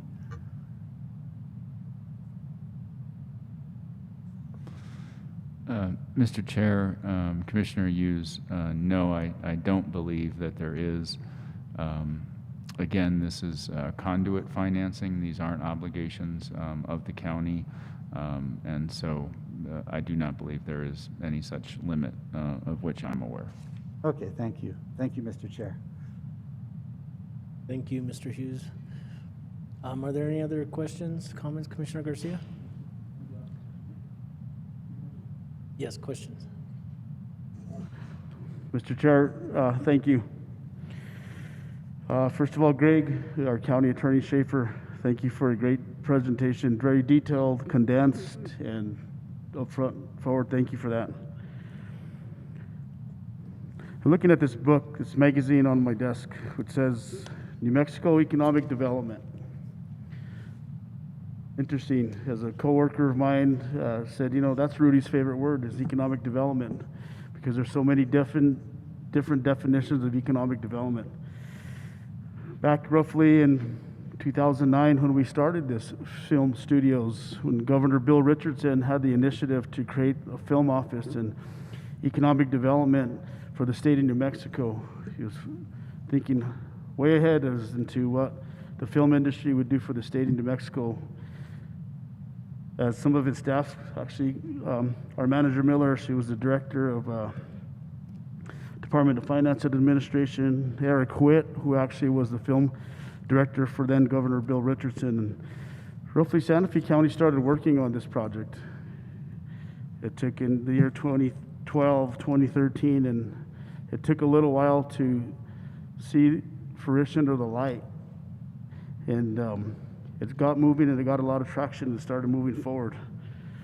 And now we're actually looking at $16 million, which is monumental in my eyes, because $16 million over 30 years that the county is allowing film studio industry to utilize our borrowing,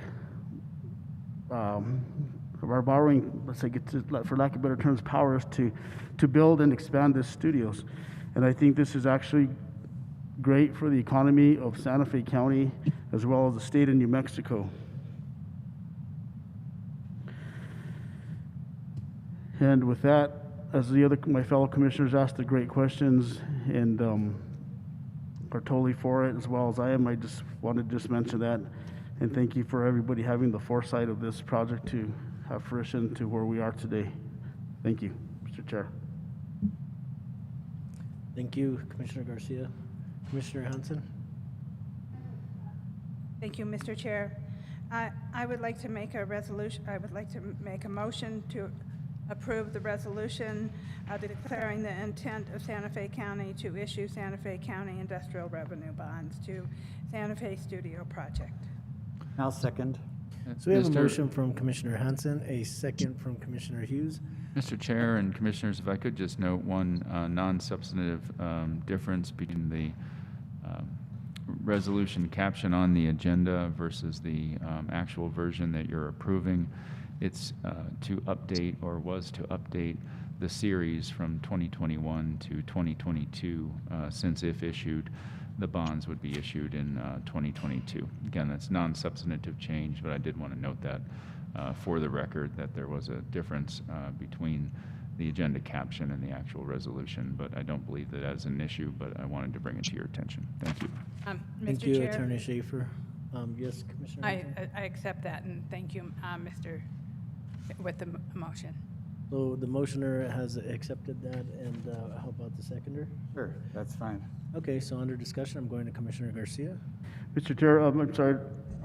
Quick question I had, and maybe Attorney Schaefer could actually assist me. I have some questions in regards to the improvements. Is this meeting the time to bring up the questions in regards to the zoning and/or improvements to this project?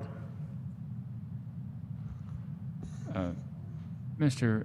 Chair and Commissioner Garcia, it would not be inappropriate, but it also might be more productive if yourself and myself and the land use administrator talked about your specific questions offline, and we could bring any information that you desired or otherwise back to a future meeting. So that might be an effective way to move forward, but I defer to you and the rest of your fellow commissioners. Perfect. Thank you, Mr. Chair. Thank you, Commissioner Garcia. Anything else under discussion? Now we have a motion from Commissioner Hanson, a second from Commissioner Hughes. All those in favor signify by saying aye. Aye. All those opposed, same sign. Motion carries. Thank you.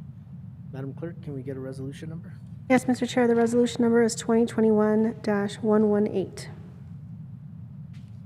Thank you, Madam Clerk. Thank you, Mr. Chair.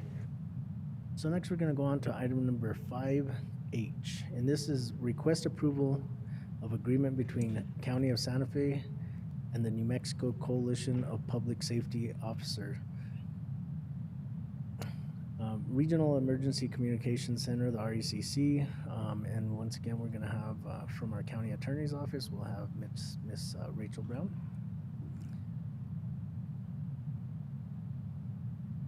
Yes, we can. The mic looks like it's off, though. Yeah, Can you hear me better now? Yeah. Okay. You have before you a draft collective bargaining agreement that has been approved by the representative of the NMCPSO, the New Mexico Coalition of Public Safety Officers, Regional Emergency Communications Center, RECC representative. The negotiated agreement accomplishes 5 major things.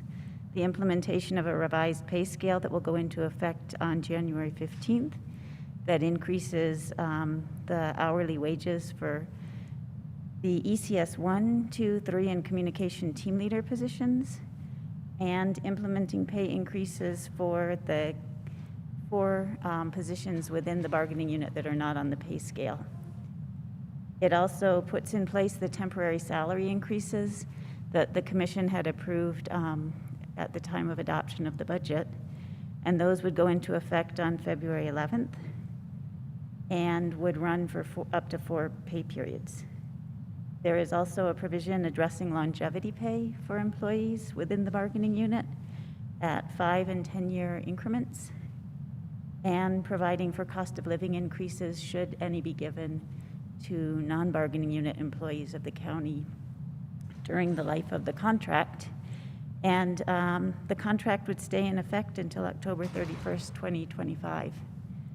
And those are the major provisions that are revised in this agreement from prior agreements. And I'll stand for questions. Okay, thank you, Attorney Brown. Are there any questions from the commission? Okay, Commissioner Hanson? I first want to thank Attorney Brown for all her hard work on this. This is not easy, and I'm grateful for your work, and it looks like you have accomplished a lot. And so therefore, I think this is actually, it looks like a very good agreement.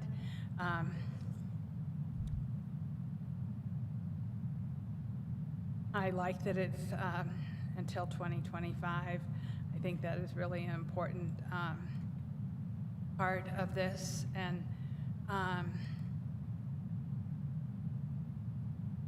we have the support of the RECC and the new leadership there, right? The director was part of our negotiations along with the director of public safety.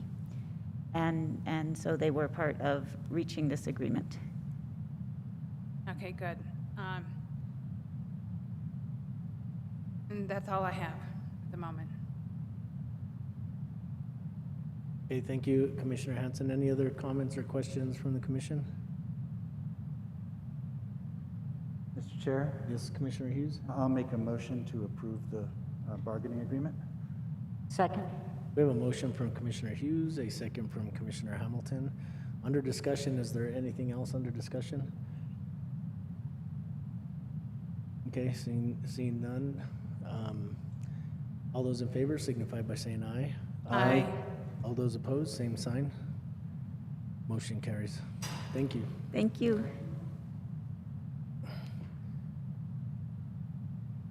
Okay, so we're going to move on to item number 5I, and this is a resolution authorizing the chairperson of Santa Fe County Commissioners to sign the four-year plan proposal in response to the RFP 2022-07, a four-year area plan for the provision of service for older New Mexicans, July 1st, 2011 through June 30th, 2026. And from the Community Service Department, we have Ms. Anna War. Good afternoon, Commissioners, Mr. Chair. I am Anna War from the Community Services Department, Senior and Community Relations Division. The Area Agency on Aging, also known as AAA, serves as the fiscal agent to distribute funds on behalf of the state for senior programs in New Mexico. They recently released an RFP for the provision of services for older New Mexicans for the next 4 years, which begins July 1st, 2022 through June 30th, 2026. A resolution is required to authorize Santa Fe County to submit a proposal for these services. As you know, we currently provide many services to seniors, including congregate meals in 5 senior centers and 1 lunch site, home-delivered meals to homebound seniors, as well as transportation services. By way of the chair signing the resolution, we will be allowed to submit a proposal to continue on with these services and receive funding. With that, I stand for questions. Okay, do we have any questions from the board? Okay, go ahead, Commissioner Garcia.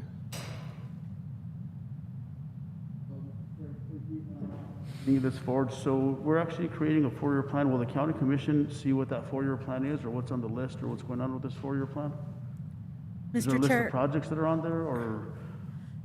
Mr. Chair, Commissioner Garcia, what the 4-year plan talks about is, it's basically just the RFP for the 4 years to continue on with the services.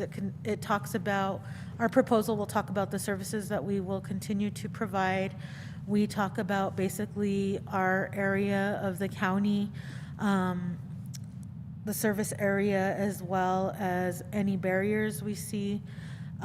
We do not anticipate on bringing that to the commission, but I'd be happy to schedule time with you to let you know what we put in the proposal.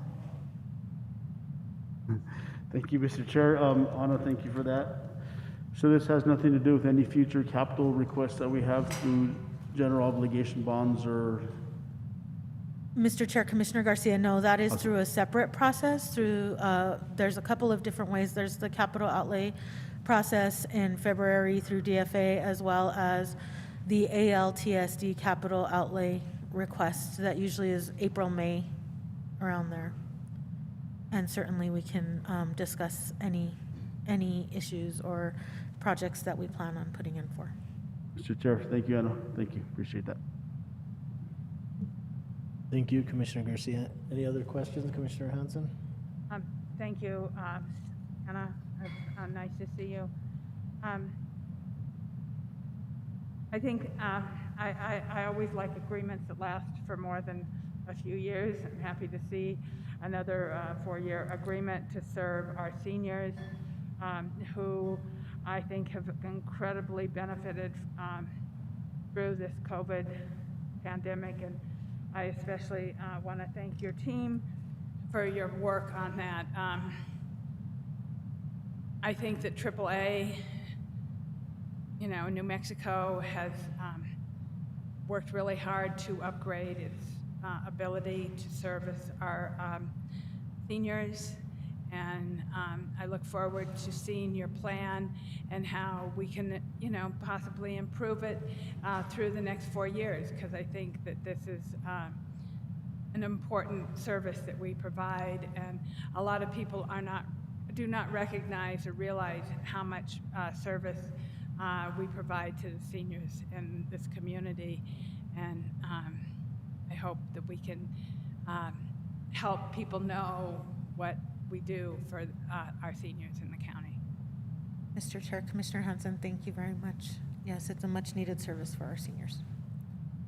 And with that, I'll make a motion to approve. Second. Authorizing, et cetera. The chairman of the Santa Fe County Commission to sign the 4-year plan proposal for provision of services for older New Mexicans. And my apologies, I'll second. Thank you, Commissioners. So we have a motion from Commissioner Hanson, a second from Commissioner Hamilton. Anything else under discussion? Okay, seeing none. All those in favor signify by saying aye. Aye. All those opposed, same sign. Motion carries. Thank you, Ms. War. Thank you. Madam Clerk, can we get a resolution number, please? Yes, Mr. Chair, the resolution number is 2021-119. Thank you, Madam Clerk. Thank you, Mr. Chair. So we're going to move on to our next item, which is item number 6, and this is presentations. We have one item under this section, and it's 6A, presentations of the Santa Fe County Experience mobile app from the Community Development Department. We have our director, Mr. Joseph Montoya, and also we have Mr. Chris Heyer. Mr. Chairman, members of the committee, thank you once again. Hopefully you don't get tired of me today. I think I'm going to be coming up several times. It's an auspicious day, as it might be.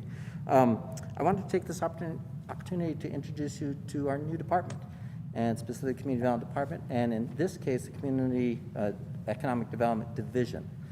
Chris Heyer is head of that division, and so we just wanted to tell you a few things that we're doing, and specifically an app that we're just creating now, kind of show you the work that the Community Development Department is doing and the Economic Development Division is actually creating now.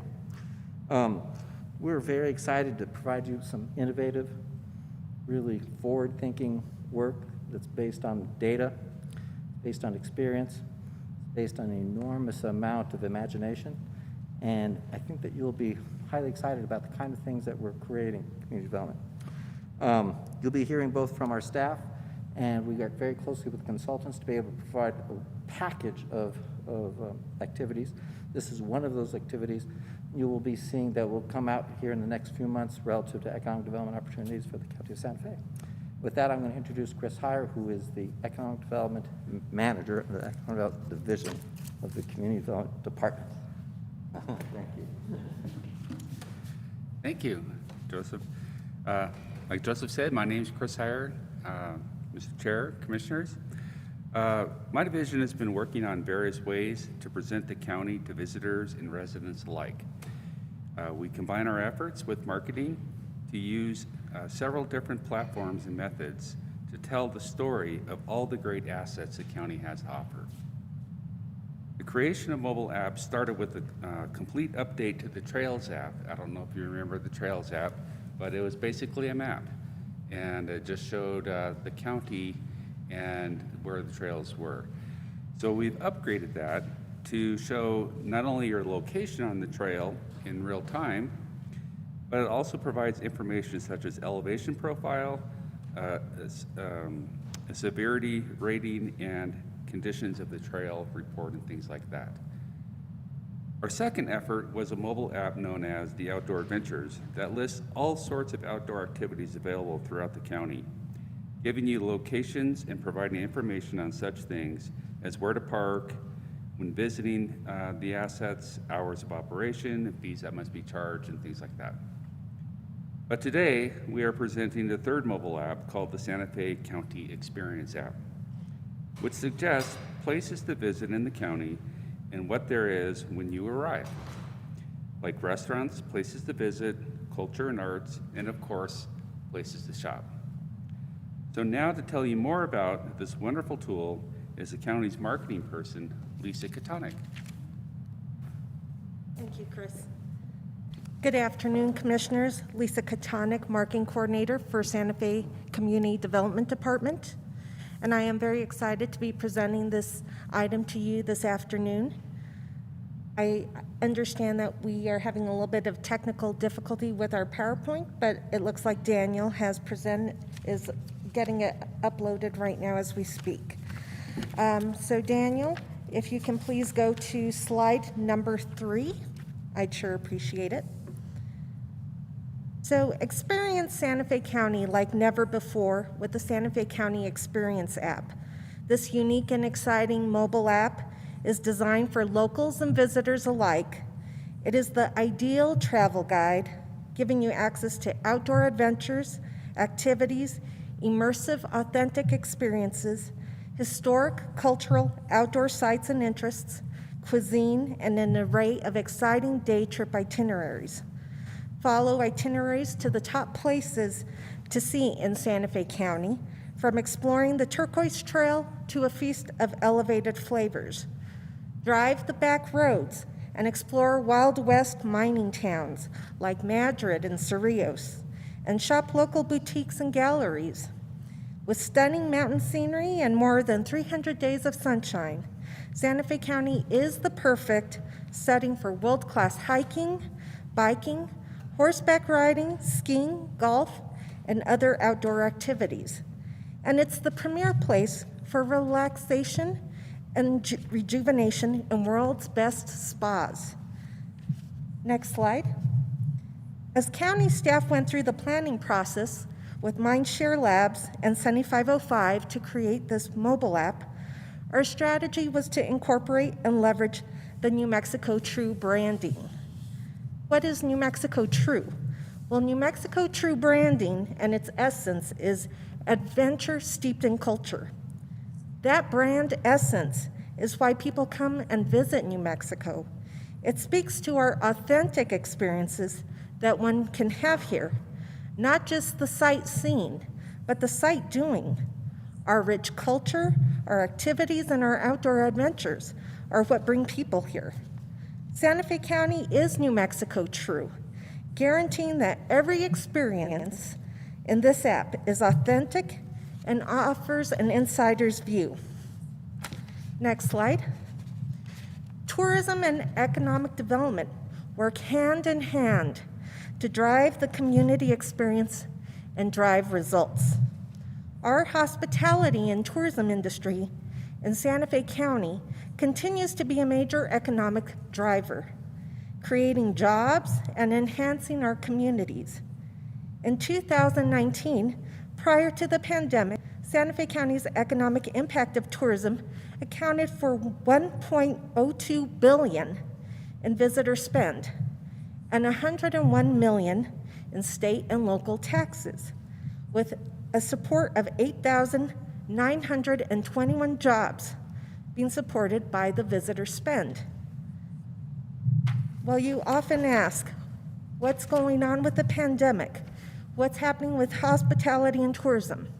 Well, our industry is on its way to a recovery, and a good example of this is our lodgers tax collection.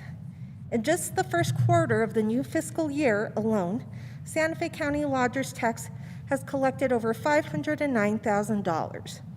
Compared to the prior fiscal year, this dollar amount accounts for over 86% of the total lodgers tax collection in the prior fiscal year. I am now going to introduce Mr. Dave Haydick of Sunny 505, who will discuss our marketing strategy, and he is joining us via WebEx. Dave? Good. Thank you very much, Lisa. We have the next slide, Daniel. Mr. Chairman, Commissioners, it's a pleasure to be here with you today. From the marketing strategy standpoint, we know we're all travelers. All of us here today are travelers. No matter if we are going somewhere, we'll always ask ourselves, well, what are we going to do when we go somewhere? Or in Santa Fe County, we get up each weekend and go, okay, hon, what are we going to do this weekend? So it's all about things to do. So as we recognize that, we then strategically created 8 different day trips and top to-do lists around Santa Fe County because we know you're looking for something to do. So let's serve you up the great things we have in Santa Fe County and provide that in a manner with which we communicate to you when you want that information. So we have designed and created different formats to appeal to a wide variety of our residents and our visitors. We have copies of the itineraries and day trips that are distributed throughout Santa Fe County at our Santa Fe hotels. They're also on our website. Website also has local tips and their insider tips, things that people just don't know about Santa Fe County that are so unique. So there's some great little tips on the website as well as in our visitor guide. Also, we use these day trips as great social content because people, as we all know, are spending a lot of time on social channels looking for information. So we want to serve them up beautiful shots of our assets and beautiful content that gets them interested to get out into the county and spend money. And of course, it'll be in our upcoming visitor guide. And now, as we're here today, we're going to make that available to you right on your mobile phone because we know all of us are carrying this in our purse or our back pocket, have it with us all the time. So now they'll be able to get served up that information when they want it immediately on their phone. And so let me turn it over now to James Johnson with Mindshare. Their company did all the programming and put the whole app together. James? Hey, thanks, David. As David mentioned, my name's James Johnson. I'm the owner of Mindshare Labs, and we developed this mobile app for Android and iPhone. You can go ahead and click to the next slide, and there's a video on that slide. If you can play that, that would be wonderful. One of our goals was to make this app as easy to use as possible. So as you can see in this video, I recorded a real-time use of the app. In this recording, I check out an itinerary or a day trip that I'm interested in. I pick a local business to visit, and then I read about that local business. Once I've visited that location, I can visit my profile within the app to see my in-progress itineraries, some of the basic stats about what I've done and where I've visited.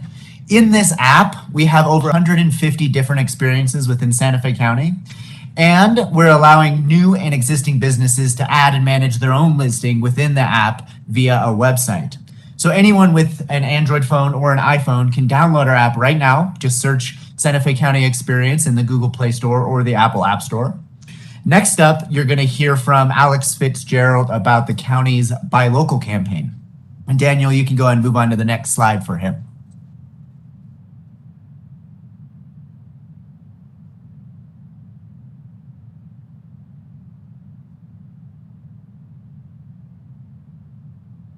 shown, this app is designed to highlight all the county has to offer, with the purpose of getting people really excited about exploring and experiencing Santa Fe County. One vital component of Santa Fe County is our vibrant business community.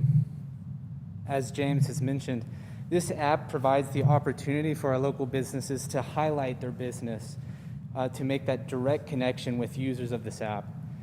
So if, for example, if I'm in Cerrillos Hills State Park and I'm a little hungry from all my hiking, I can easily find a local business in the area that I can attend and get something to eat. So staff feels that this is an important initiative because it supports our tourism industry, it supports travelers and residents and getting out and exploring and experience the county. In addition to that, it also supports the patronage of our local business community and supports people going in and visiting and seeing all the unique businesses and the vibrant communities that we have throughout the county. With that, I ask to go to the next slide, please.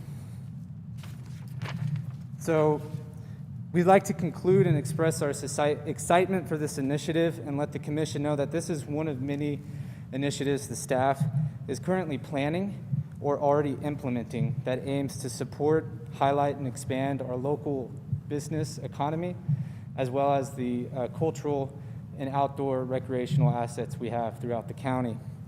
Before I stand for questions, I would also like to point out this livability ad that everyone has been provided. This is a publication put out by the New Mexico Partnership that serves as a leave behind at economic development conferences and events and things of that nature. Santa Fe County staff has worked with the partnership to place ads in here that highlight the high quality of life here in Santa Fe County and all the economic development potential opportunities. This is another example of initiative we are working at to get our name out there in Santa Fe County out there, and that there's room to grow, and that we have a beautiful county that we should all cherish and we all enjoy. With that, we'll stand for questions. Okay, thank you. Do we have any questions from the board? Commissioner Hansen?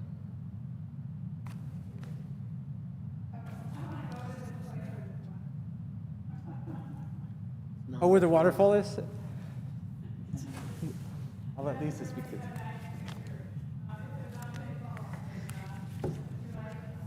Yes, Commissioner. So we worked in partnership with Nambe Pueblo and Nambe Falls Lake and Recreational Area to do a photo shoot out there. We do find that waterfalls and water in a high desert area really isn't an attraction. And so waterfalls for sure. It's quite a bit of a hike, but there's two ways to go to the falls. There's the lower grounds and then the higher. But it is very beautiful during the summer.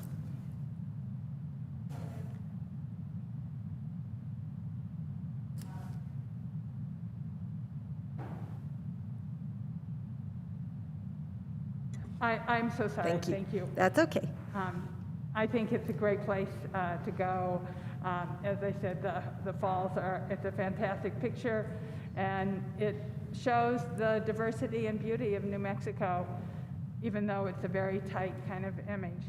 I think, thank you, Joseph, for putting this team together and for giving your team the opportunity to show off their skills and put this together. Beautiful. Thank you. Thank you, Commissioner. Thank you, Commissioner Hansen. Commissioner Garcia? Mr. Chair, thank you. Lisa, thank you very much. Very great presentation. Thank I don't you, know if it's Commissioner. hard or easy to promote Santa Fe County, but you've done an excellent job, you and your team and everybody under you. Thank you. Good job. Thank you. The word essentials, as you mentioned earlier, Santa Fe County, for us to represent Santa Fe County as policymakers, just to work for Santa Fe County, to grow up here, live here is just amazing. Anywhere from Lamy, which used to be the Pink Garter. My grandpa and my mom and her sisters and brother grew up in Lamy back in the days when the railroad was active. Rancho de Chimayo, the Santuario, the Madrid, Cerrillos, the Old Turquoise Trail. We could go on and on and on about how beautiful Santa Fe is. anywhere from the quotes in the magazine from Manager Miller to the laboratories we have. We could go on and on about promoting Santa Fe County. In regards to the new app, I think the new app, just looking at it, is actually great. What a great job for individuals that actually look at the app and want to stay here for a few days. They might look at the app and stay here for another week or two because there's so much to do.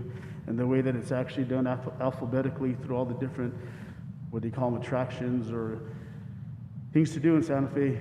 Great app, great job. Driving the back roads, as you mentioned, Commissioner Roybal and I actually attended probably about 4 or 5 months ago at the petroglyphs in La Cienega, and he actually Googled the Caja del Rio. He was trying to get from the northern part of the county to the Caja del Rio area, and it literally took him all the way through a back road, all the way around. Remember that, Commissioner? Yeah, I sure do. He's all, is this the way you get here all the time? I said, no, you should have probably went 285, 599, and then down Airport Road. But nonetheless, speaking of driving the back roads, it's actually, Santa Fe County is a beautiful county. And once again, the app is great. Top of the notch app. Thank you, Lisa, and all the team who worked on this. Thank you. Thank you, Mr. Chair. Thank you, Commissioner Garcia. And, you know, I couldn't agree more. You know, it's we have beautiful scenery here. And even though if the GPS sent me in the long route, you know, and I got there a little bit later when everybody had already left on the hike, it was well worth the drive. You know, but the whole time driving, I thought, well, maybe I should have filled up with gas because I didn't know where it was going to end. So, but it was a great drive. You know, exploring other hunting areas, I guess, just places to hike. I mean, it's a beautiful area. So, I even though if I was a little bit turned around, I enjoyed the drive. So, Commissioner Hanson, did you have anything else? No. I do have a question about the New Mexico True. Is this their new logo? So New Mexico True is a creation of the New Mexico Tourism Department. It went through a bit of a refresh recently in the midst of the pandemic. What we found out through the department is that other states and other tourism destinations are trying to, I guess, copy or emulate what we have. And so we want to be cutting edge and ahead of the game, so to speak, and refresh our new look and our image. This NM True logo lockup works in a variety of media outlets and publications for horizontal and for vertical imagery. It's gone through a lot of research, marketing analysis, and focus groups. And so through a different reiteration of New Mexico True 2.0, a little bit of a color scheme change as well. So, so this is something that was launched through the department a couple of months ago, and so they've done a great job. So this is what we're stuck with for the next couple of years. I'm sorry.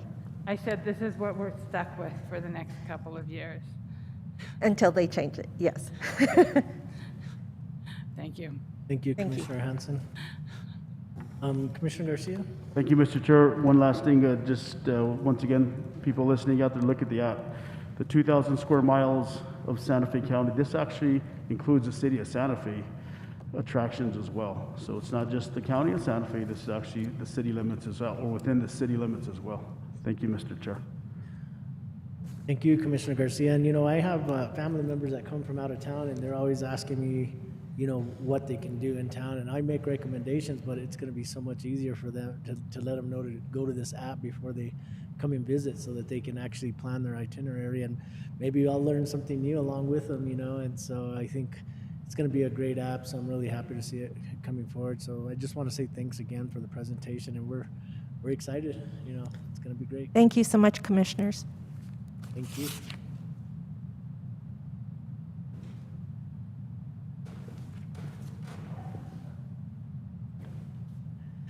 Okay, so we're going to move on to our next item. And this is item number 7, and this is matters of public concern. Is there anybody that is on the meeting, either WebEx or call-in, that would like to address the commission? If so, please unmute yourself, or if you're a call-in participant, please hit *6 and unmute yourself and state your name for the record. Name is Rachel Thompson. Sorry, Can you repeat that name? I'm getting a lot of feedback. Rachel Thompson? Yes, and I live at 3306 Camino Cielo Vista in Santa Fe. Is my sound okay? Yes, we can hear you. Okay, great. I'm coming to ask your help with the matter of South Meadows, the South Meadows Parkland. I've been working with the Tiempos Lindos HOA President Marlo Morrison and others since about September to try to defend this parkland, land that was purchased by the county for use as a park and paid for with public bonds from a development proposal, which unfortunately includes the affordable developer HomeWise. We've now gone through 3 early neighborhood notification meetings, and everyone has been ugly, and you should be glad that you've missed them. But if you hadn't taken the action that you did in July 14th of 2020 to approve the notion of a sale of that property, none of this would be happening now. We have about 200 people on a Save Our Southside Space Facebook page, and what's being expressed there is disbelief that this action was taken without consulting them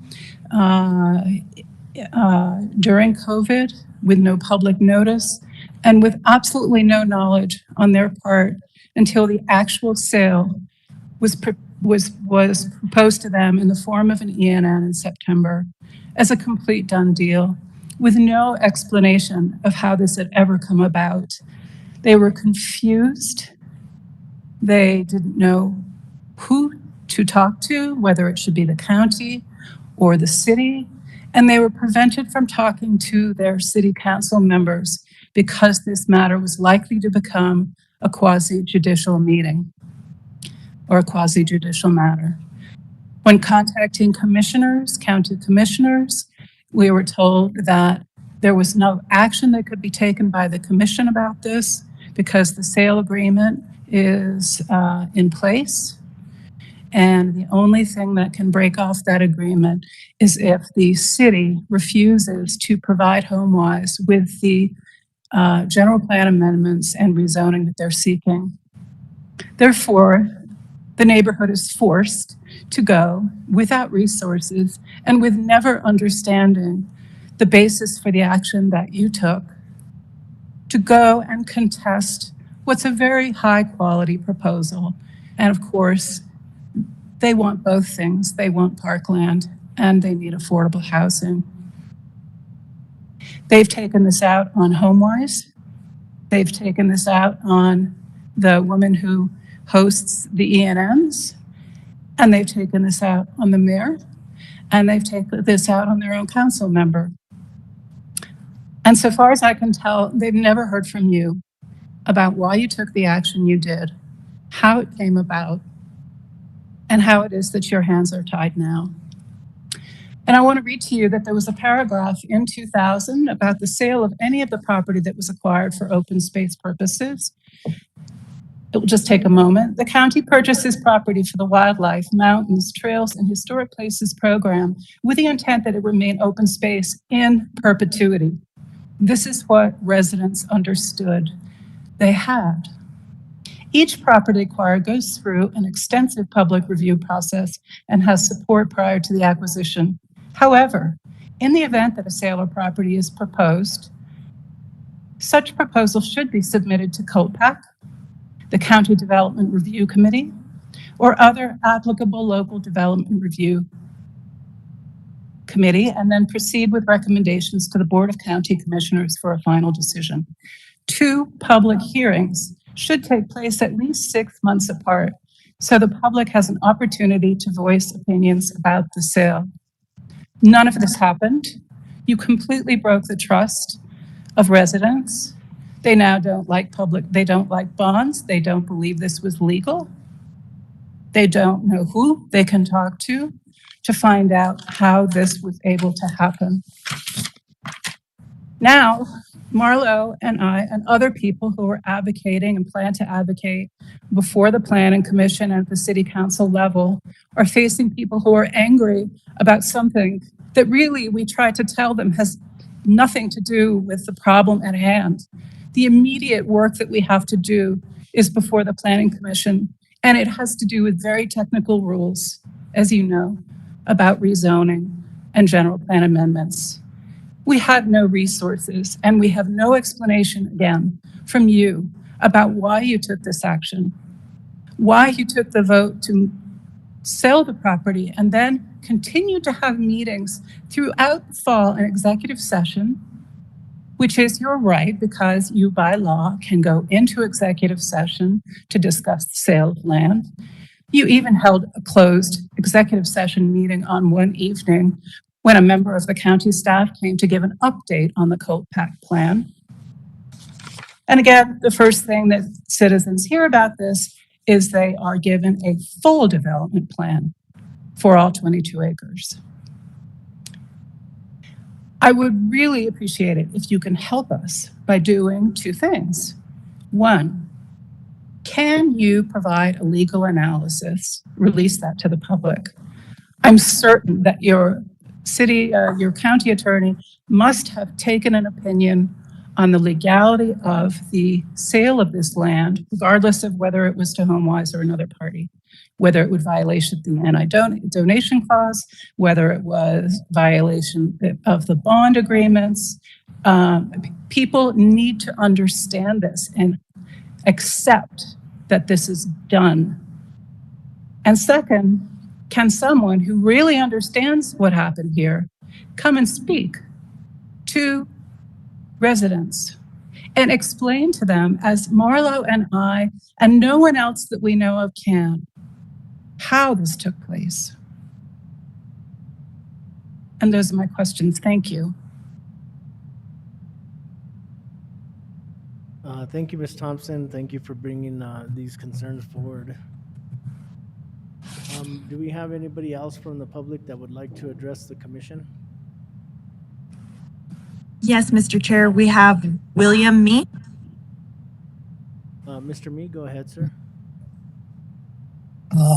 William Mee from Agua Fria Village, and we recently delivered a card to the commissioners, each commissioner, just wishing you happy holidays and thanking you for all of the things that you've helped us with, especially our sewer projects in Agua Fria. And I also want to thank the commission for passing the resolution authorizing the settlement annexation agreement in the last meeting. And I really hope that this can be a successful endeavor with the city of Santa Fe. And I'd like to see a number of things done with those negotiations. Of course, I wrote a letter or a op-ed opinion in the New Mexican on this subject, and also the Journal and also the Santa Fe Reporter. And so I've been getting people that have been talking to me about this, and they've been talking that, there's areas of settlement in the settlement annexation agreement were not properly handled. Solo y Lomas, all people along Rufina Street, also the Coyote Ridge people. So it's it's a big problem, and I hope we can settle that. Also, I'd like to echo Rachel Thompson's concerns about the open space at Meadows. And, it's 22.2 acres, but eventually the nuclear contamination at the Eberline facility there on Airport Road, that's another 13.9 acres. That will be fixed and that could be added to the park. And so that would give like 36.1 acres of park that we could have in that area. And if you look, there isn't a park for the 3 miles from on Airport Road from Cerrillos Road to New Mexico 599. And you could have a lot of kids in that area that could walk to this park. And there's never going to be that amount of land that the county owns and is trying to transfer to the city again. And Colpac did the analysis on that. But I have a very selfish concern on this too, because the city is already in their early neighborhood notification meetings around the apartments on Meadows, on the houses on Meadows. They're saying that the Romero Park, the Agua Fria Park, is the park that they're going to utilize for city needs. And so, there's going to be a lot more pressure on our Romero Park. It's going to cost the county more to maintain that park because there's going to be all these city people coming. There's going to be more liability to the county.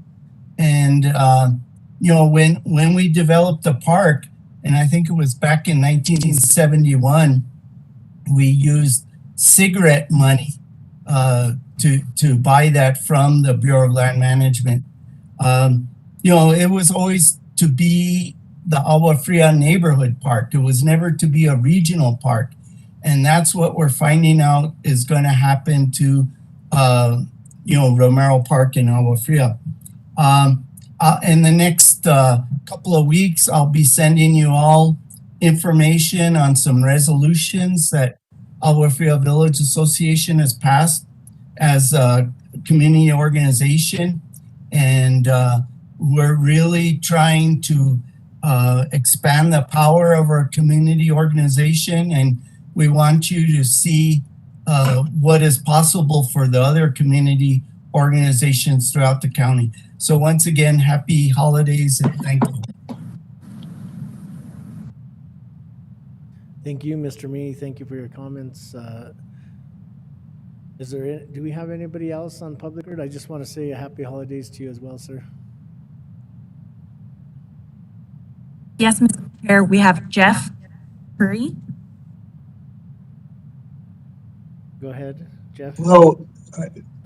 Hi there, Chair Roybal, Commissioners. My name is Jeff Curry from the J.L. Gray Company in Las Cruces, New Mexico. I was the developer that was selected for the redevelopment of the Lamplighter Inn. I just wanted to express my great gratitude for your vote today to support the release of ARPA funds towards redeveloping this project. And I wanted to make a note that when we did a market study in Santa Fe for the need for affordable housing, I have never seen demand like this in any city that we've ever been to before. There is in effect zero vacancy. When a small room becomes available, it generally fills in about 3 or 4 days, which is absolutely amazing. So I'm very happy that we're going to get on this as quickly as possible.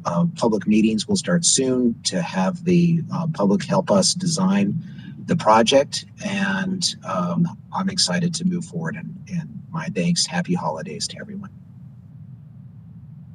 Thank you, Mr. Curry, and happy holidays to you as well, Commissioner Hanson. Thank you, Mr. Curry. This is Commissioner Hanson. I am, besides the County Commissioner, President of the Casa Alegre Neighborhood Association, which the Lamplighter Inn is in. And so I look forward to working with you. I have been working with the developers of the Santa Fe National Bank property that is a few blocks up, and they are doing a pretty tasteful renovation of a building and keeping it in territorial style, and also including solar in the project.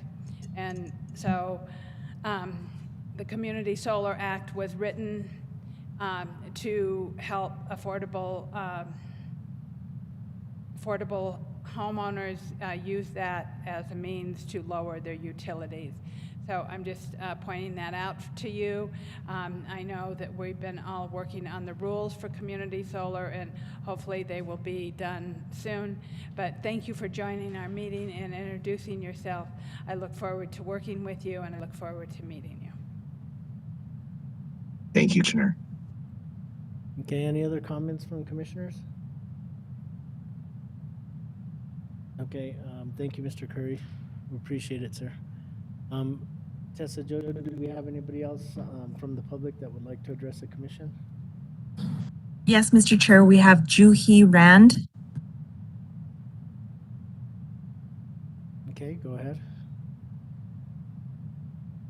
Mr. Chair and members of the Board of the County Commission, thank you so much. Thank you for the opportunity, for your service to the community, and the unanimous approval of the allocation of opera funds for the Lamplighter Initiative. My name is Juhi Rand, and I am representing Encorum St. Vincent Health Foundation based in Santa Fe and serving northern New Mexico. And I'm speaking on behalf of the Lamplighter Initiative supporting the project. Our Encorum team and the board and many of the funders and stakeholders really believe that the Lamplighter Initiative is the exact type of model project that COVID-19 response funding is designed for and should be targeted at. And as Commissioner Hanson mentioned, a really proactive project to address the long-term challenges. It stabilizes individuals and families that are most at risk and affected by COVID-19 in a way that takes them out of and prevent the worst case scenarios of experiencing homelessness during the pandemic. And while doing so, also create a foundation for upward mobility and well-being with safe housing for families. It's also a systemic solution with a long-term impact. We are all aware of the housing crisis on top of the pandemic and how lack of affordable housing inventory is limiting all of our efforts to address homelessness and keep families safe.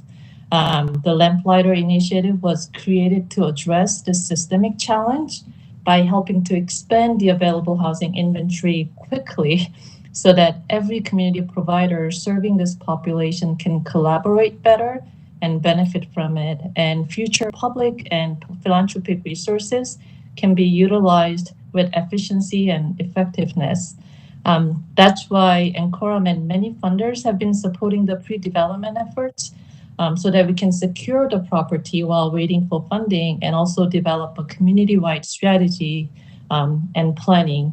Our board is also hopefully approving a bridge loan tomorrow, and the commission's approval of the ARPA funds will go a long way to secure that support as well. So thank you so much for your support, and we're also hopeful that we can share the success and learning from this project to statewide community and nationally. I think the broad public-private partnership and use of COVID-19 funds to address this kind of systemic challenges are really remarkable and should be shared and replicated throughout the state as well.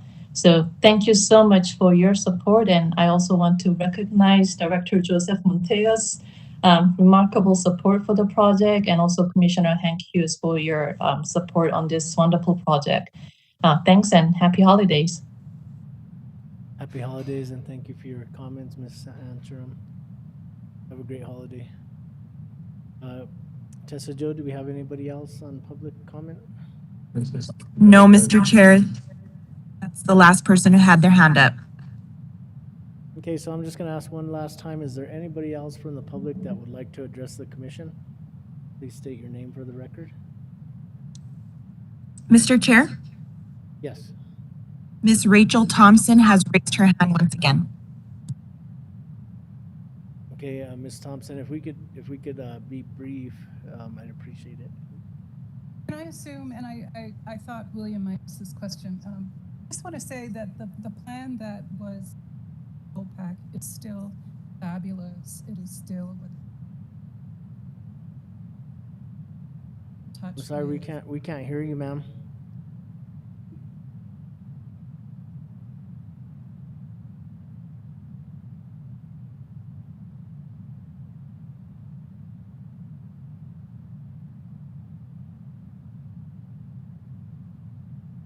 Sure what's happening. We could hear you, but it's very quiet. I'm not sure what to do. See the little thing.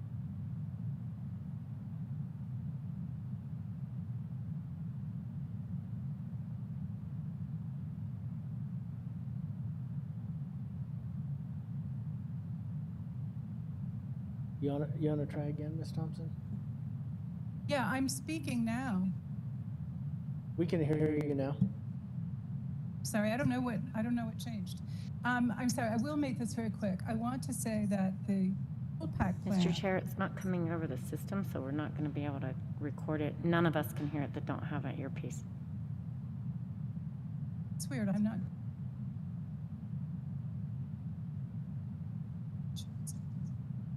May I Sorry, for continue some the- reason it's not coming out on the record right now. Let me just check with IT real quick.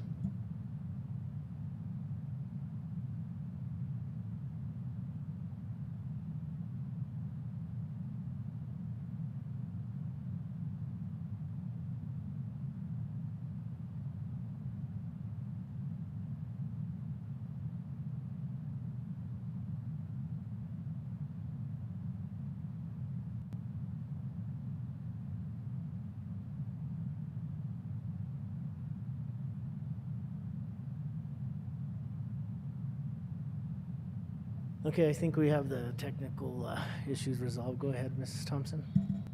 So you're hearing me? Are you hearing me now? Yes, we're good now. Okay, great. I'll make this quick. I just wanted to let you know that the OPAC plan for that park that was developed is still very much want. That I've been talking, Trust for Public Land, who said this project is right up there. And that's a quote. The Rocky Mountain Youth Corps, Friends of Santa Fe Parks, there are all kinds of federal grants now available because of the urgency of having local park space available during COVID. And the Trust has done something like 4 papers on this topic since the start of COVID. So that goes to the need. And there's a really wonderful, my view, that Marlo wrote in this past Sunday's paper that I really urge you to read if you haven't. My question is just, and I thought William would ask this, will you, when you go and hold these negotiations or meetings now with the city to resolve outstanding annexation issues, will or won't the South Meadows property be part of those discussions now that there is a sale agreement in place?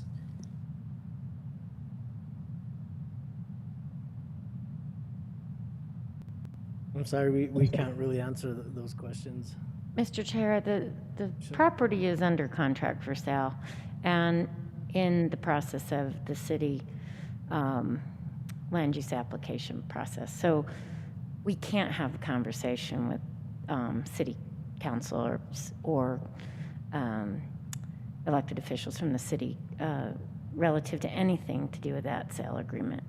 It's the same issue that when there's an application pending in front of the county commission or the city council, you can't have ex parte communications. So, okay, and just to my first... and Mr. Chair, I think it's not appropriate to get in back and forth conversation on public comments. So if Ms. Thompson would like to submit her questions for somebody from the staff to answer them, I think that's most appropriate. Okay, thank you, Manager Miller. And yeah, that's what Okay, that was thank you. my I'll do that. point that I was getting to. If you can submit your questions that way, Ms. Thompson, we would appreciate that. And is there anybody that you would recommend her that she can contact Manager Miller? I think that on this item would be most appropriate to send the questions to the county attorney's office, and we can answer what we can answer. Okay, so we can, if you can send those questions to the attorney's office here at the county, that'd be great. Thank you, Ms. Thompson. Thank you. Okay, so I'm gonna go ahead and close matters of public concern and move on to our next item, and this is matters from the county manager. We're gonna have a COVID-19 update, and also 8B is miscellaneous updates, and then we're gonna go on to the legislative update. Manager Miller? Thank you, Mr. Chair. I just had my hand here there. So as far as the COVID-19 report for today, we have had extensive vaccination events throughout the county. Last week, we held a series of events which culminated in over 3,000 vaccinations being given countywide. 3 events were organized by the Santa Fe County Fire Department, Emergency Management, and Community Services, and held at the Santa Fe County Fairgrounds, Edgewood, and in Pewaukee. And we partnered with both the Department of Health and Aging Long-Term Services Department, and several of the events also included flu shots. I received an email back from Aging and Long-Term Services and said those have been some of the most productive vaccination events, and they were very appreciative of Santa Fe County staff. We were commended by the state for the well-organized events and high number of vaccinations. I'd like to thank Rachel O'Connor and Peter Olson in community services in particular, and the other staff in community services, Anna War in our senior services, and Martin Vigil and Ignacio and his staff. They have really done an excellent job at coordinating these events and getting high participation. We still have some additional upcoming events. There's one today. As a matter of fact, there was one today in El Dorado from 10 to 3. There's one on Thursday in Glorieta at the 299 exit from 10 to 3. And then there's one December 21st at Nancy Rodriguez, December 23rd at the Pewaukee Ball Fields, December 28th at Public Works, and December 30th in Edgewood. And as those dates get closer, I would check on the times. You can also register for those through Department of Health. All of New Mexico is now in the red zone. Both Santa Fe County and New Mexico continue to see a rise in the number of COVID-19 cases, hospitalizations, and deaths. Averages from 1116 to 1129 were 38.9 cases per 100,000, with a positivity rate of 9.27 in Santa Fe County. It's being reported that eligible residents, the percent of residents with at least one shot is 99%, and percent of residents in the county with the series completed is 85%. But as you know, not just here, but nationally, we're seeing more breakthrough cases amongst vaccinated. However, their CDC indicates that getting a booster shot, and that's what we are seeing, is a lot of individuals showing up at our vaccination clinics are getting booster shots, that is helping protect in individuals who are vaccinated from having breakthrough cases, and that those who are have a much less likely chances of being hospitalized or having serious illness. Also, there are currently 691 people hospitalized due to COVID-19 in New Mexico.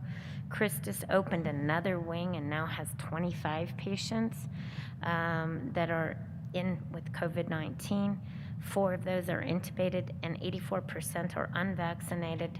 I would like to say, though, that 48% of those are from Santa Fe. The others are from other parts of the state. And the youngest is 21 and the oldest is 91. public awareness campaign. We are still working on our public awareness campaign, and today's agenda included the amendment for Fire Stick Studios in the amount of $90,000 to continue the public awareness campaign with a focus on mental health services. And then we're continuing to get our American Rescue Plan Act monies out the door, and we have released an RFP for substance use and harm reduction services in Edgewood and East Mountain areas in Santa Fe County. The pre-proposal conference was held, and proposals are due on January 10th. Also, we have started the process of the funding through all of our Connect contracts and are on an MOA with the city on the Up Together funding. Also, as you know, we have moved forward with our vaccine mandate with county employees. We, to date, have 774 employees, 683 are vaccinated, 91 are not vaccinated. We're working through the notifications to those employees who have not met the requirements of the mandate, and we are working through exemption, religious and medical exemption requests on a daily basis as each one of those comes forward. If someone's exemption is denied, they do have 30 days in which to reconsider and get a vaccination and not have their employment with the county terminated. We have seen that some employees who have been notified have chosen to get their vaccine, so we're hoping that the number of employees who are not vaccinated continues to come down, as it has since we implemented the policy. Those are all of my COVID updates. Does anybody have any questions on that? Okay, then. No questions? Thank you. I'll go to the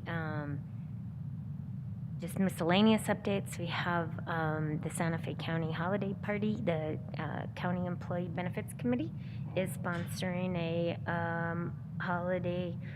county holiday party this Saturday, December 18th, and there'll be lots of fun for individuals who are there for the event. Also, just a reminder on county administrative office closures. December 24th is the Christmas Eve holiday, Christmas Day. December 27th, 28th, and 30th are administrative leave in accordance with the COVID-19 vaccine mandate policy. And December 31st is the New Year's Eve holiday. And also, you may see in your emails, but we are definitely rolling out a training in response to the growing threat of cyber attacks. We are having a cybersecurity awareness training program, and it'll be required as an employee's annual evaluation, mandatory trainings that we have beginning January 1, 2022. And just want to highlight that cyber attacks in the municipal space are on the rise and increasing exponentially. So we really believe that our best defense is having a well-trained staff. If you want to if you would like to participate in those trainings, they're online trainings, we'll make sure that you are sent a link in order to do that. Since cyber attacks can come through just about any avenue of email. So those are all my miscellaneous updates, and I think that Hutchie Miller is here for a quick update on the special session and the regular legislative session.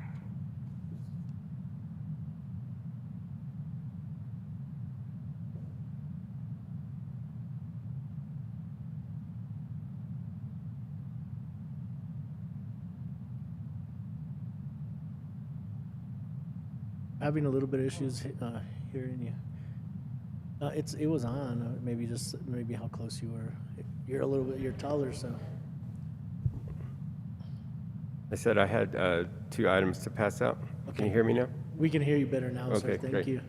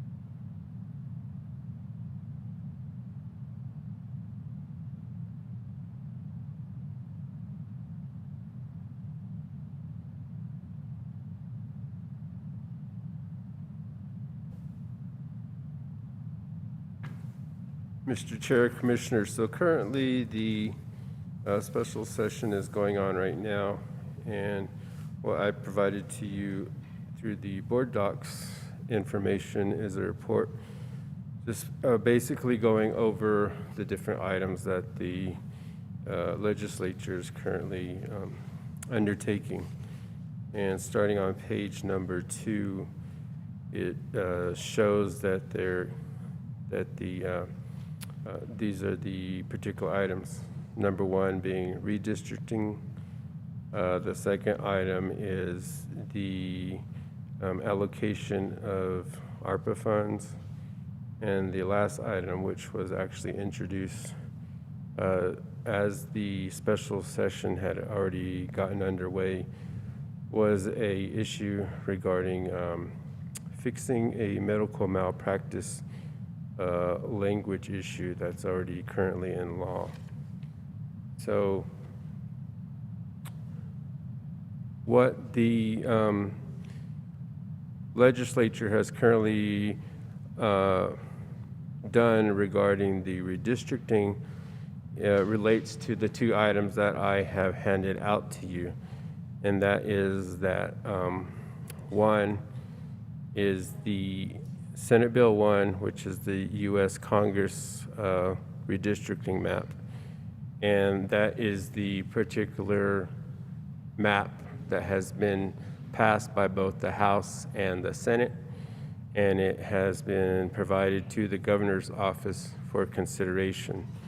So that demonstrates that particular map there.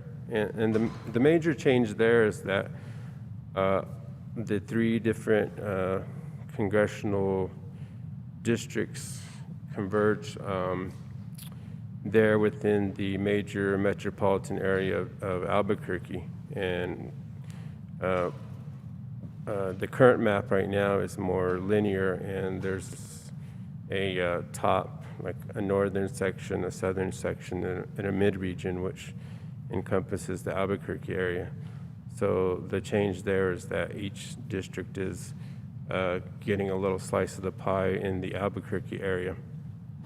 The second, well, going and concluding on the redistricting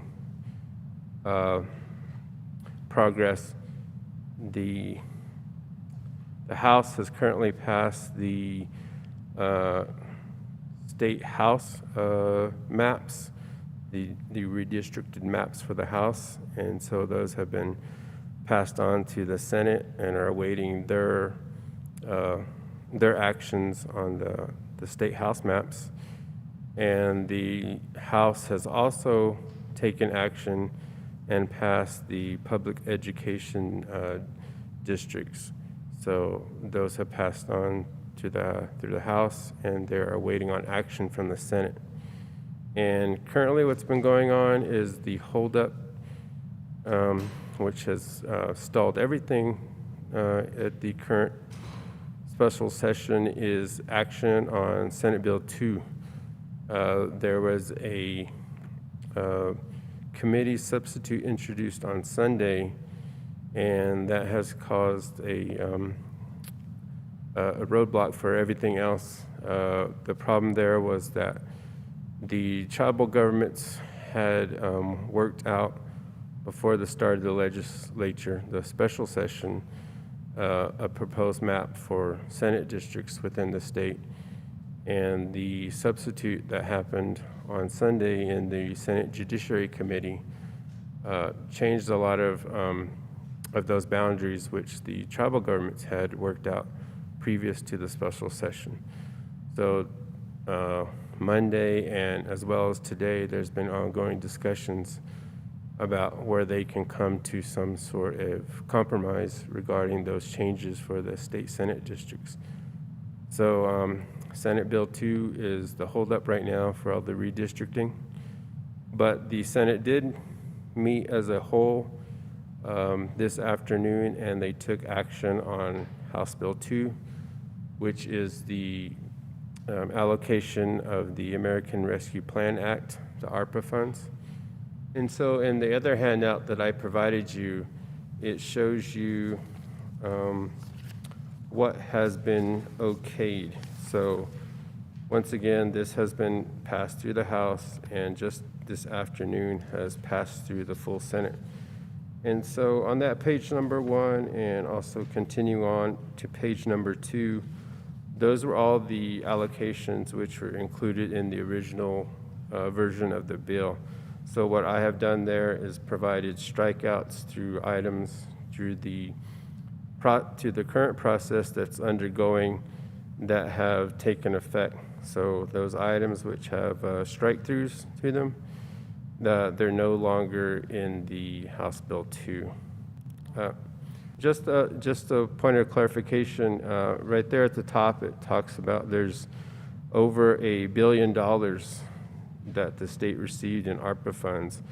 And what they are doing is only allocating about half of that. So they're allocating about half through the special session, and they're going to get to the other half in the regular session starting in January.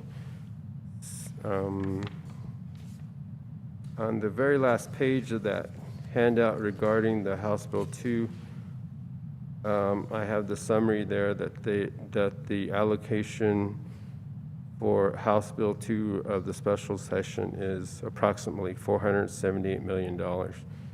And so I don't have any particular items within the list of allocations to point out. So that's what's currently going on during the special session. I just wanted to add one more thing regarding the redistricting, is that most likely any of the results of the redistricting maps could be contested in court.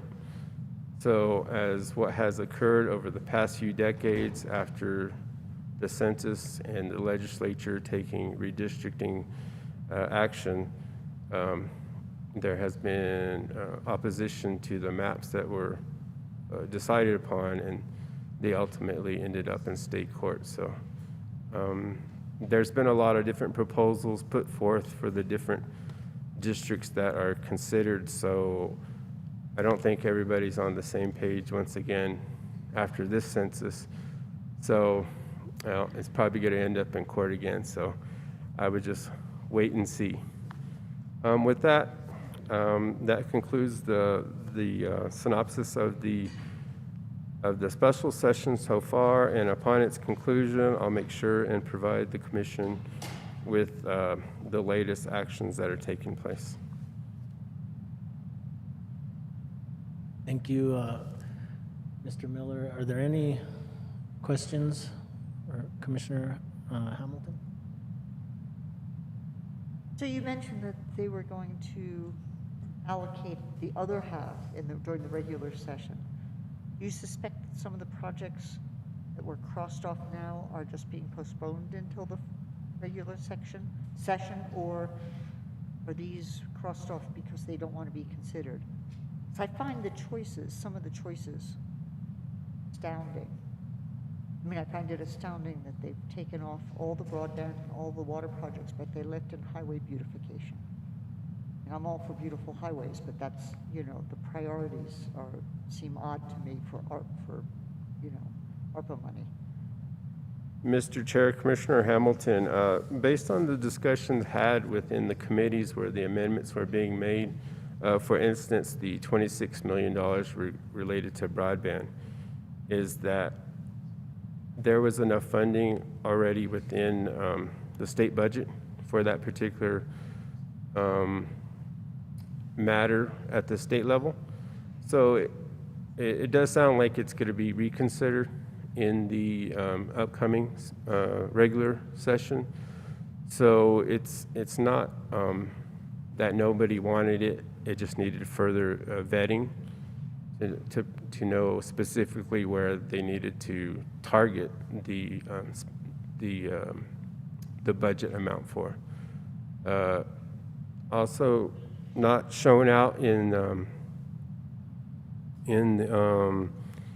the report, which is provided in board docs, but there was also a consideration providing a giant allocation to behavioral health within the state. And there was a large support within Senate Finance Committee for that proposal. But once again, it just wasn't fully vetted out, and the senators at the time didn't feel that the special session was allowing the full amount of time and consideration for such a large amount. So they more or less made a promise that they would take up that consideration once again in the regular session in January. Thank you. Thank you, Commissioner Hamilton. Any other questions, comments? Commissioner Hanson?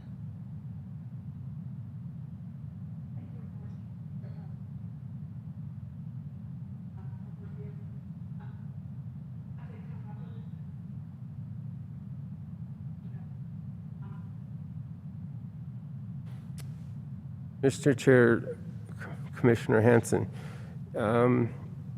right now, I'm not sure any map that I could provide regarding the Senate districts would be accurate at this time, because they are discussing that particular matter right now as to what changes they want to make. And as far as the House, I can get you that as well. It's just difficult to, I would say, keep track of all the different changes between now and what's going to be finally voted on. But I'll make sure and get that to you, and I can provide you a little bit of analysis about what the changes were and what the considerations were in the current map that's being considered right now. Thank you. So this is the congressional map that they're set on, both the House and the Senate? Mr. Chair, Commissioner Hanson, that map is the one that has been sent to the governor's office. So it's now up to her? Yes. And does it look, is this likely to go to court? Mr. Chair, Commissioner Hanson, based upon the different introductions from I would say the other parties, it's most likely that it will go to court. Okay, thank you.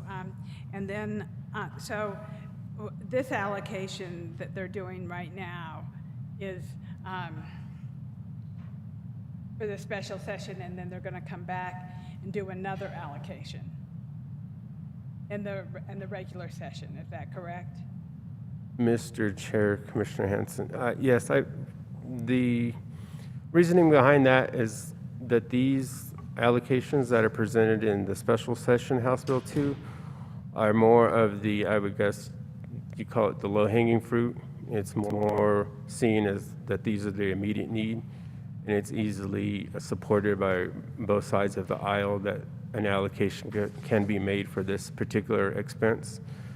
So the items that will be brought forth in the regular session are items that need a little bit more analysis and a little bit more support to get the votes needed to get it put in the budget.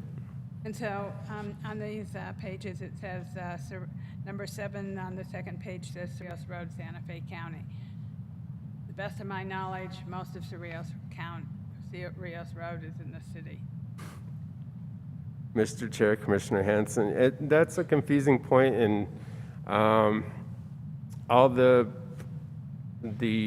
capital projects like that presented in the legislature, they always say Santa Fe County. So whether it's a project managed by the county government or the state government or the city government, it always has that language there saying within Santa Fe County. And so did I hear you say that they're going to provide funds to behavioral health, but they're going to bring it back in the regular session? Is that what you said? I'm just... Mr. Chair, Commissioner Hanson, that's correct. It was during the committee discussion in Senate Finance, it was It was a broadly supported item, behavioral health and the need for additional funding within the state. They just felt that maybe it wasn't specific to the particular needs of New Mexico at this time in a more definitive manner. So it was thought better to analyze it more rather than rush it now within the limited time of the special session. So I also see that they crossed off 5 million to game and fish. Is that something that could possibly be brought back, or is that just game and fish is kind of on the bottom of the barrel? It's on the first page. Mr. Chair, Commissioner, I don't know the specifics of that particular strike through, so I will have to actually research that further as to the particular as to why it was felt there wasn't a need right now.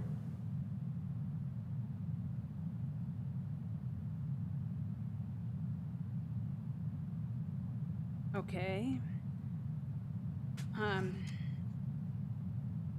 Any analysis on the tribal version of the Senate map? Is that having some weight? The meeting they had with the tribes and. Mr. Chair, Commissioner Hanson, just based on media reports, it looked as though the issue was regarding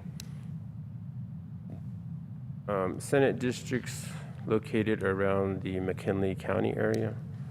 But in addition to that, I don't know.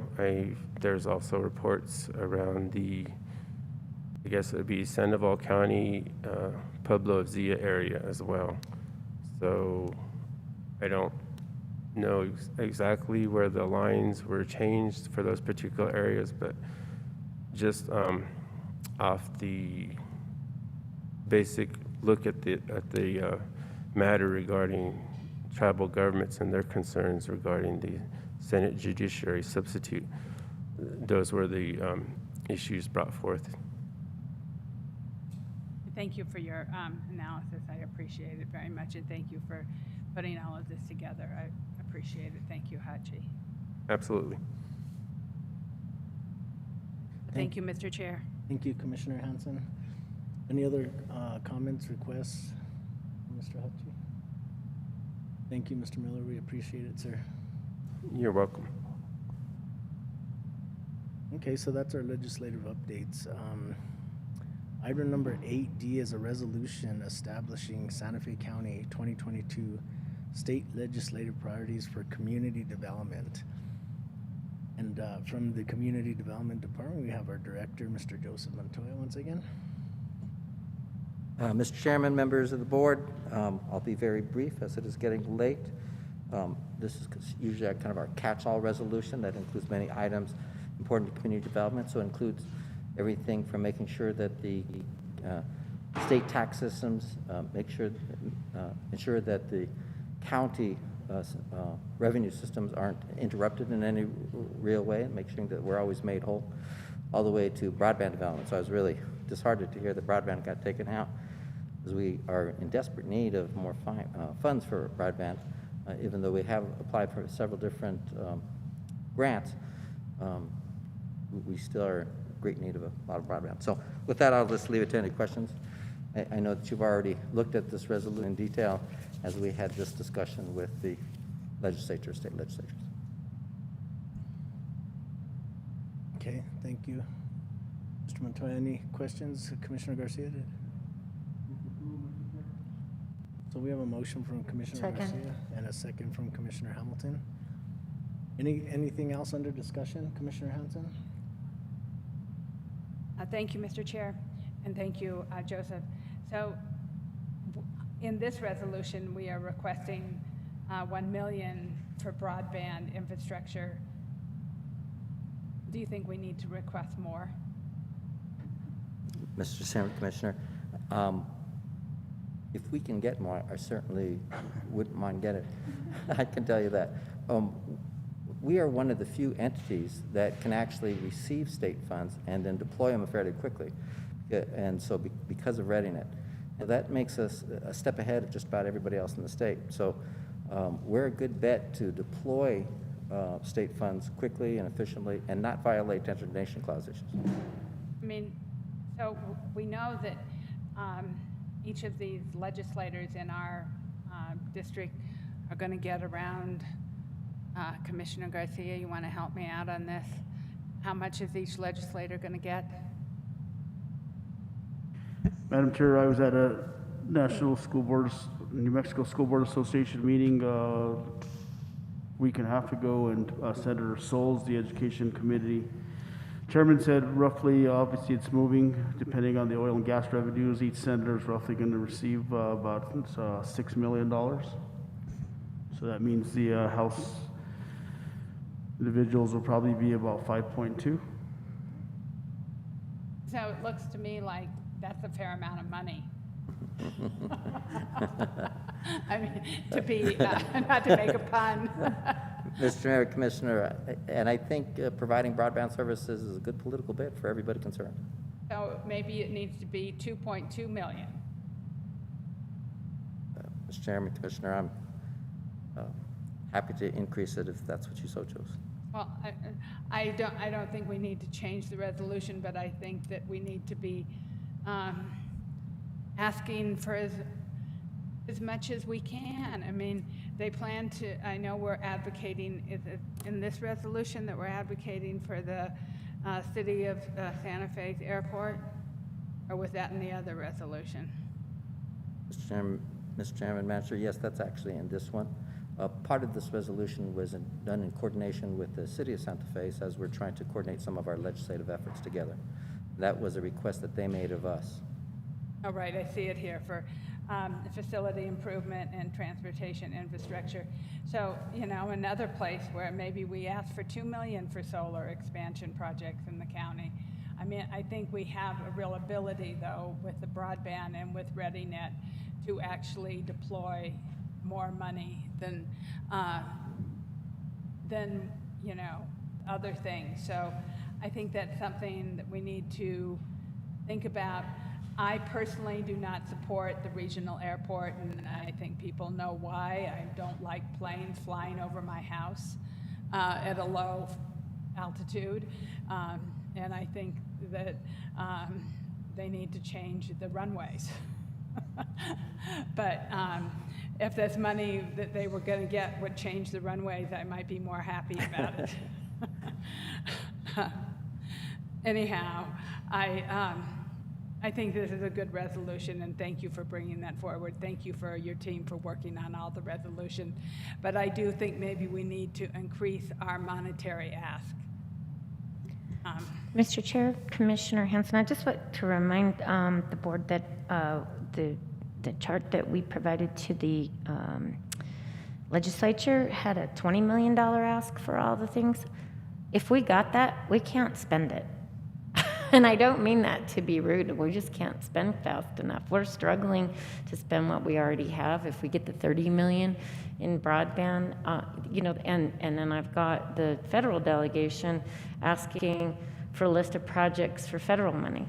There's a point at which we just don't have enough staff to spend the money fast enough. So I just caution us for trying to take on biting off more than we can chew, because we just hurt our relationship with legislators if we can't get the money spent. And I'm not trying to be negative, Nellie. I'm just saying that there's a certain amount we physically cannot spend, and we're struggling. We'd like money on those things that we already have money for, that we know the cost of those things have gone up, and to try to get those projects completed. So it's my only caution on asking for too much in too many new areas.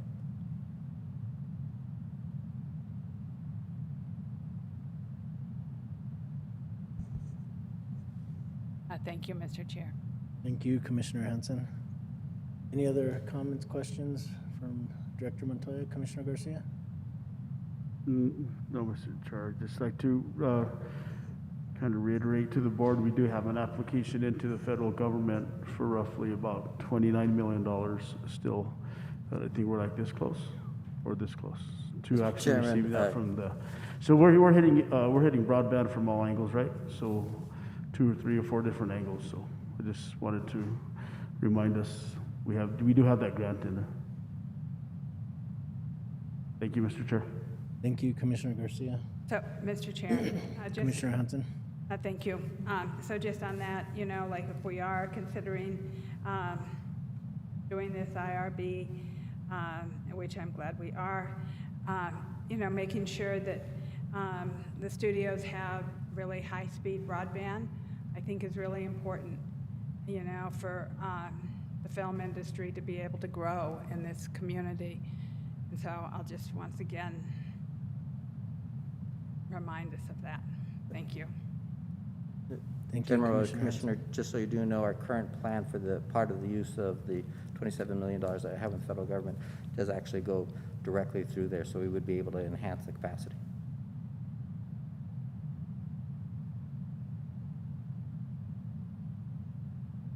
Okay, thank you, Director Montoya. If there's not any other questions, what's the pleasure of the board?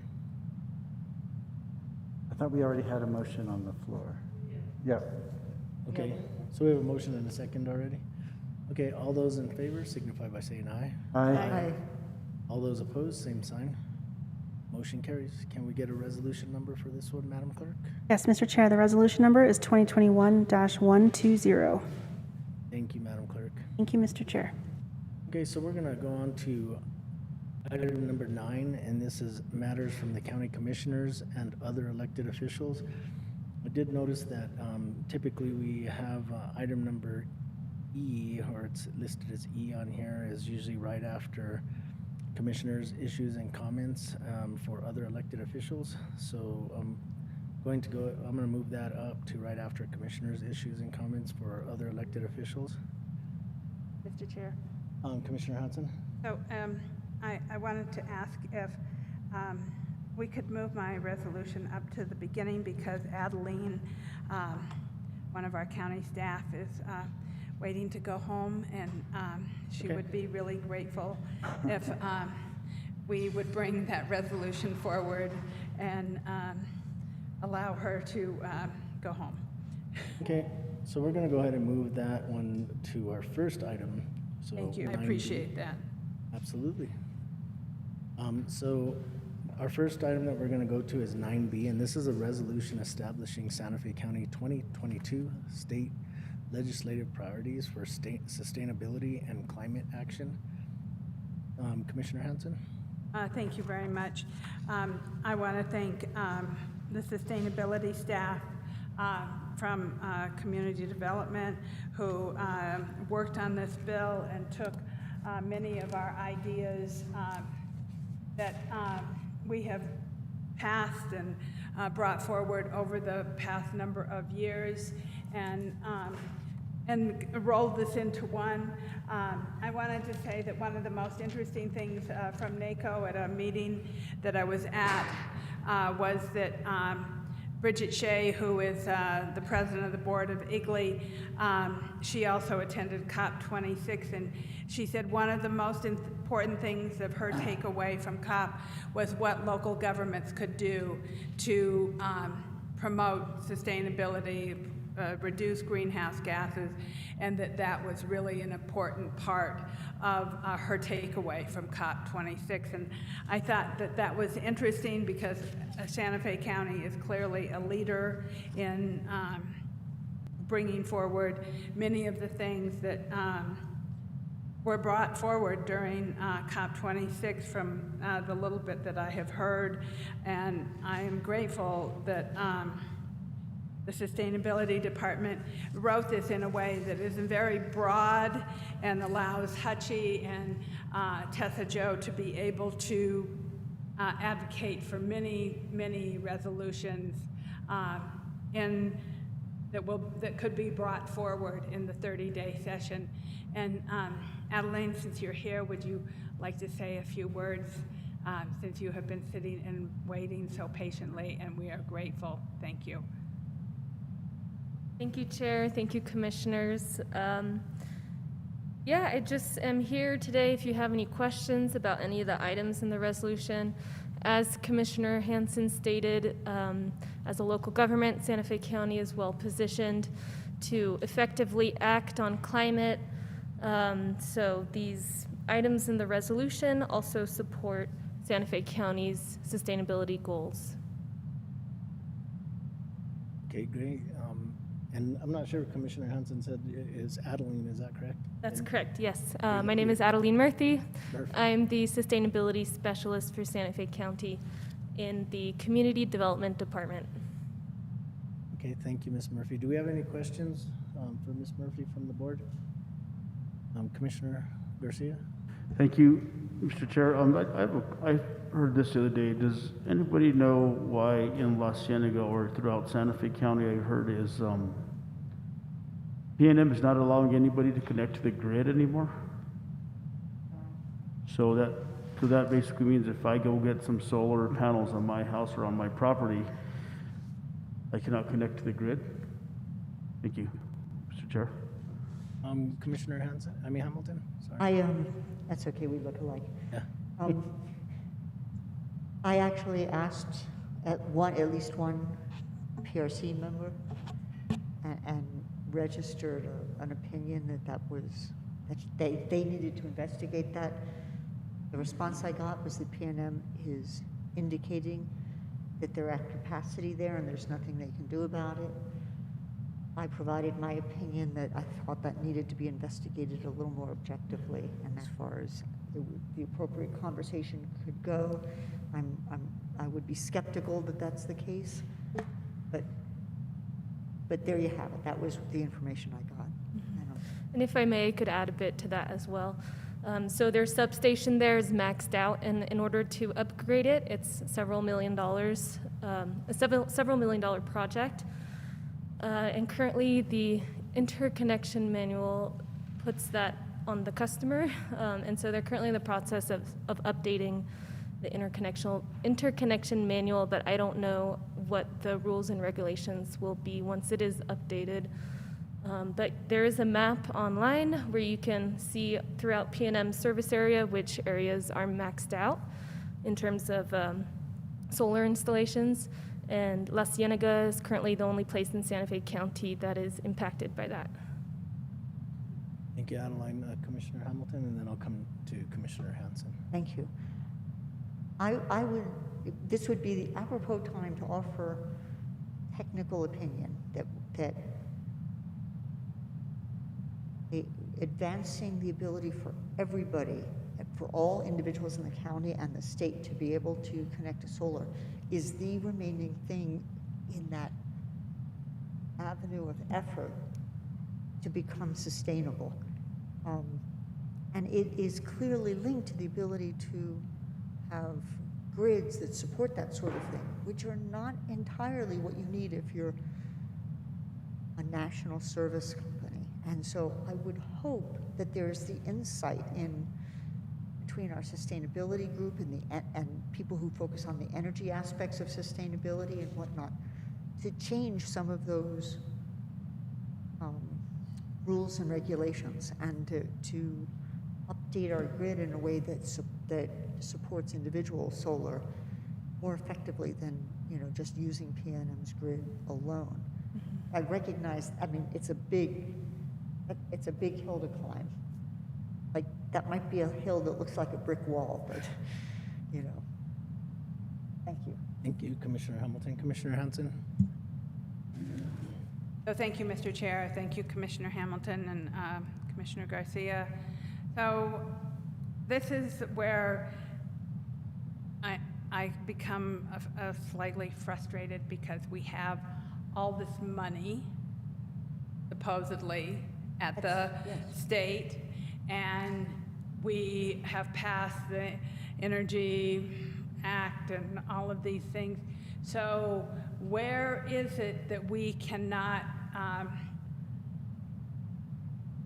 use some of that money to increase capacity for the grid?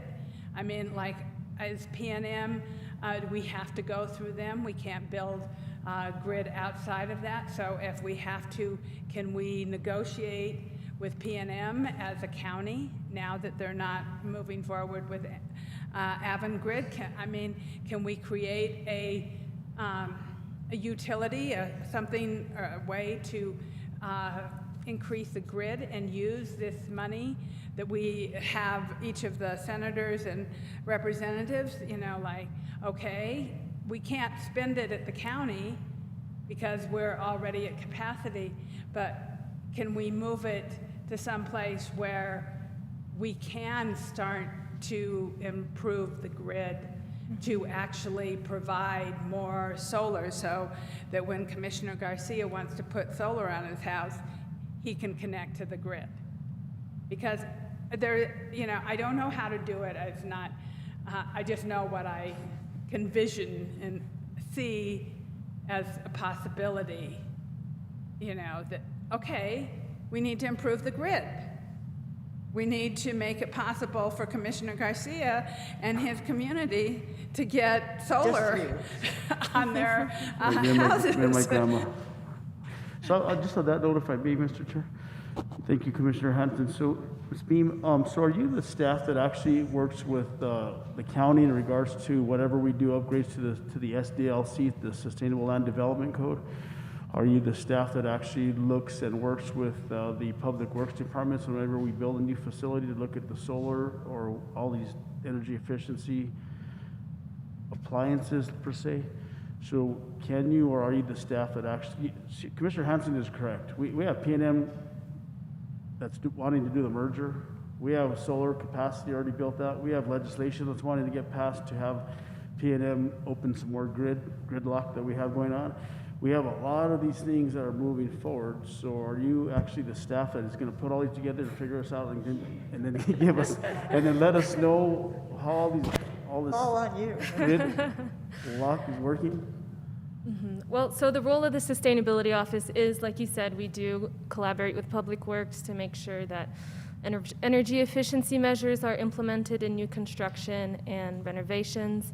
As to the political involvement with the PRC, that's less in our wheelhouse. However, Santa Fe County is a founding member of the Coalition of Sustainable Communities, and they advocate on our behalf for these PRC rulemaking processes and other sustainable legislation.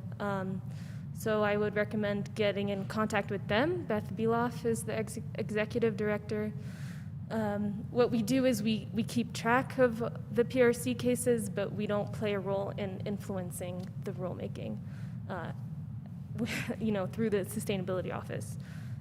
And then I also want to mention community solar is a really excellent piece of legislation to allow someone in La Cienega to access solar without having an actual solar panel on their roof.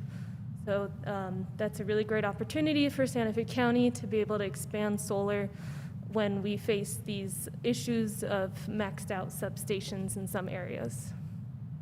Thank you. Sorry I got your name wrong as well. I was trying to go through a full meeting without not messing up. Ms. Murphy. Sorry. Thank you, Mr. Chair. So as the vice chair of the Coalition of Sustainable Communities, this is something that I definitely think we need to start working on, because if it's happening here, it's most likely happening somewhere else in the state, where the capacity is not happening or not being made available. And I think that we have to start thinking outside the box. We have to be more creative. We have to be more inventive. We have to use the expertise that we can find. And I wish I could have gone to COP26, but because maybe there was an answer there, but I will definitely question Beth and our team that went there.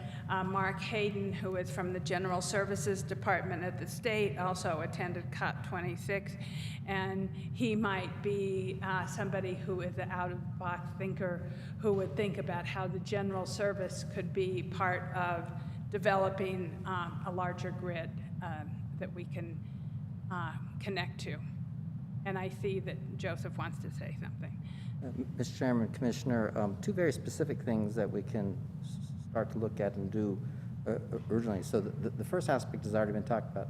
PNM is going through a rulemaking process. To have influence over that rulemaking process is vitally important. The reason is right now it's the consumer that's responsible for improving that effectively, right? That has to change, right? And there's different rules that could be made in order to make sure that PNM is responsible and financially has to be able to upgrade to a certain level. The other issue that I would like to have considered, quite frankly, is franchise agreements, which allow us to be able to have probably a little more opportunity to be able to have some discussions with utilities, including broadband, be able to have those kind of discussions. And that provides a lot of opportunities and provides a forum by which we're allowing Public Service Company of New Mexico to provide electricity to us, but there may be certain conditions that we can insist on. So those are two very practical, very clear things that we can do immediately or work on immediately, at least in an investigative way. And with that, thank you for the good discussion. And I would like to make a motion to approve a resolution establishing Santa Fe County's 2022 state legislative priorities for environmental sustainability and climate action. Second? Okay, so we have a motion from Commissioner Hansen, a second from Commissioner Hamilton, and I believe I heard a third from Commissioner Garcia. So, Fourth. And a fourth from Commissioner Hughes and a fifth from Commissioner Roybal. So we have a motion and a second. Anything else under discussion? So just, No, but thank you for the lively discussion. yeah, yes, thank you, Commissioner Hansen, and just to, once again, just to thank you to staff and Ms. Murphy for your presentation. We're excited to see how we're going to move forward and we're see what kind of ideas we can come up with, as Commissioner Hansen said, to think outside the box. So we appreciate that, and with that, all those in favor signify by saying aye. Aye. All those opposed, same sign. Motion carries. Don't go too far, Joseph. We're gonna bring yours up next. Okay, so we're gonna go on to we're gonna go ahead and continue to deviate slightly and go ahead and bring up the resolution establishing Santa Fe County 2022 state legislative priorities for affordable housing forward. Commissioner Hughes. Thank you, Mr. Chair. So this is a resolution that adds some affordable housing items to our list. And we have Director Montoya to thank for putting this more complete list together. So this, of course, covers anything that benefits affordable housing in Santa Fe. It adds the request for the improvements we need to our own public housing. It talks about the New Mexico Housing Trust Fund, and specifically the very important request that it be made an annual appropriation of 3.5% of the severance tax bonding capacity. One of the things that has interfered with the fund really being effective is the fact that its funding is dependent on different levels and legislative interest from year to year, and this would provide more of a steady stream of money of about $30 million a year, which would at least make a bigger dent in the affordable housing crisis. It also talks about some other increases of affordable housing, specifically the Linkages program, which is targeted toward people experiencing homelessness who have behavioral health disabilities, and we would support doubling that program. And then, of course, the tax reform is something we talked about last year. I don't know if it's coming up this year, but to eliminate the 3% cap on annual property tax increases on residences that are not owner-occupied as the owner's principal place of residence. So we would support that if it comes up. And thank you, and I see that Director Montoya is also here if we have any questions, or if he wants to add something. Mr. Chairman, members of the board, I couldn't have said it better, so I'm just here to answer any questions you might have. Okay, do we have any questions for Director Montoya? Commissioner Hansen? I just want to thank Commissioner Hughes and Director Montoya, you know, I'm a big advocate of sidewalks. It is something that in a county, it's not something we normally have, something that we need to take care of. And so advocating for Camino Jacobo to have sidewalks in, you know, Lopez Lane, where I've also advocated for it, is really not too far away, and it adds to the ability for people to actually walk to the bus or, you know, be safe, have these safe routes to schools, which are really important. And so I just want to emphasize how important I think that is. And you know, I know that we are at capacity anyways of our abilities to do things, but at the same time, you know, anything's possible also. It's one of my favorite belief systems. So I think this is a great resolution. Thank you, Commissioner Hughes, for bringing it forward. Thank you, Commissioner Hanson. Any other comments, questions from the board? Okay, I'm going to go back to Commissioner Hughes. So I'll make a motion to approve the resolution for additional support, affordable housing things to support at the legislature. So for the item introduced by Commissioner Anna Hansen, that's resolution number 2021-121. And for the item introduced by Commissioner Hughes, it's 2021-122. Okay, thank you, Madam Clerk. Thank you. Okay, and I'm going to go to item number D, and this is just a certificate of initiation, and it's a certificate that I'm sending out to all the participants for the county fair, and just recognizing them for their hard work and commitment to and dedication as role models to the community. And so I know that I think the commissioners all sent out their own thank yous to the members that participate in the 4-H, and I think this, you know, is a great way for us to recognize all of our participants in the 4-H. So that was just an announcement on that for that certificate. So it's not an action item. So with that being said, I'm going to go back to item number 9A. And this is commissioners' issues and comments, including but not limited to constituent concerns, recognitions, requests for updates for future presentations. And I'm going to go to Commissioner Hanson first. Thank you, Mr. Chair, and thank you for the certification of appreciation. We don't need to vote on that? No, we okay. don't. So thank you, but thank you for bringing that forward. I think that's really wonderful, and I appreciate all the hard work that all the 4-H children did. It's great that they have that opportunity to raise animals and participate in that way. Update. So I had the opportunity to testify on the methane rule at the EPA last week, and I was very happy to be able to take that time and make sure that I could enter a comment in support of stronger methane rules, since that is the #1 greenhouse gas that is affecting us, especially here in New Mexico. And I was very honored that Secretary Kinney even noticed that I had spoke. So that was a nice comment from him at a meeting I was at with the coalition. I wanted to just announce to everyone that I regularly attend the Agua Fria Village Association meetings the first Monday of every month.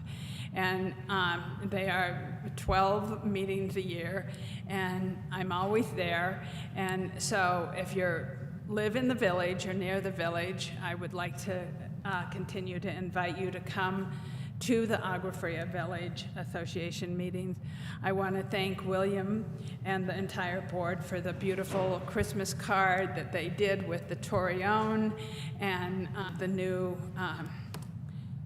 placard that says the year of Agua Fria, it is really quite beautiful, and the letter. And so I want to thank them for their hard work. I also attended the EEL leadership call, and NACO is going to be happening in October of this year, and I am going to work on a few resolutions to introduce to NACO through the Energy and Environment and Land Use Code. And then I also, speaking of PNM and what happened in the newspaper about the helicopter flying low over the city. Some of you might not have been exposed to that, but the stress that it put on the RECC was very concerning. And so I did call our contact, Jamie, at PNM and express to her my concern about not better notice about this project, because in the city, people get very nervous when helicopters keep flying around and around and over their houses. They think a SWAT team is somewhere, or they think something is happening, because that's usually what takes place. So I felt that PNM could have handled that better. They could have possibly added that to one of their big, large ads. I did ask her why they hadn't put it in the paper, and she said there was a small little ad in the paper, but I think that it could have been more helpful. I had my water turned off by the city today, and I got a notice in my mailbox, and so there's many ways to notice people about these kinds of things, and I would have liked to have seen PNM think outside the box and be more responsible because of the impact to our regional emergency operations.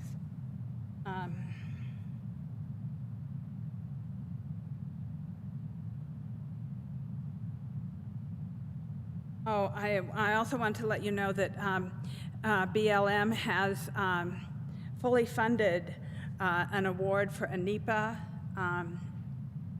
award for the shooting ranges out in the Caja del Rio, and they are going out to NEPA in the new year.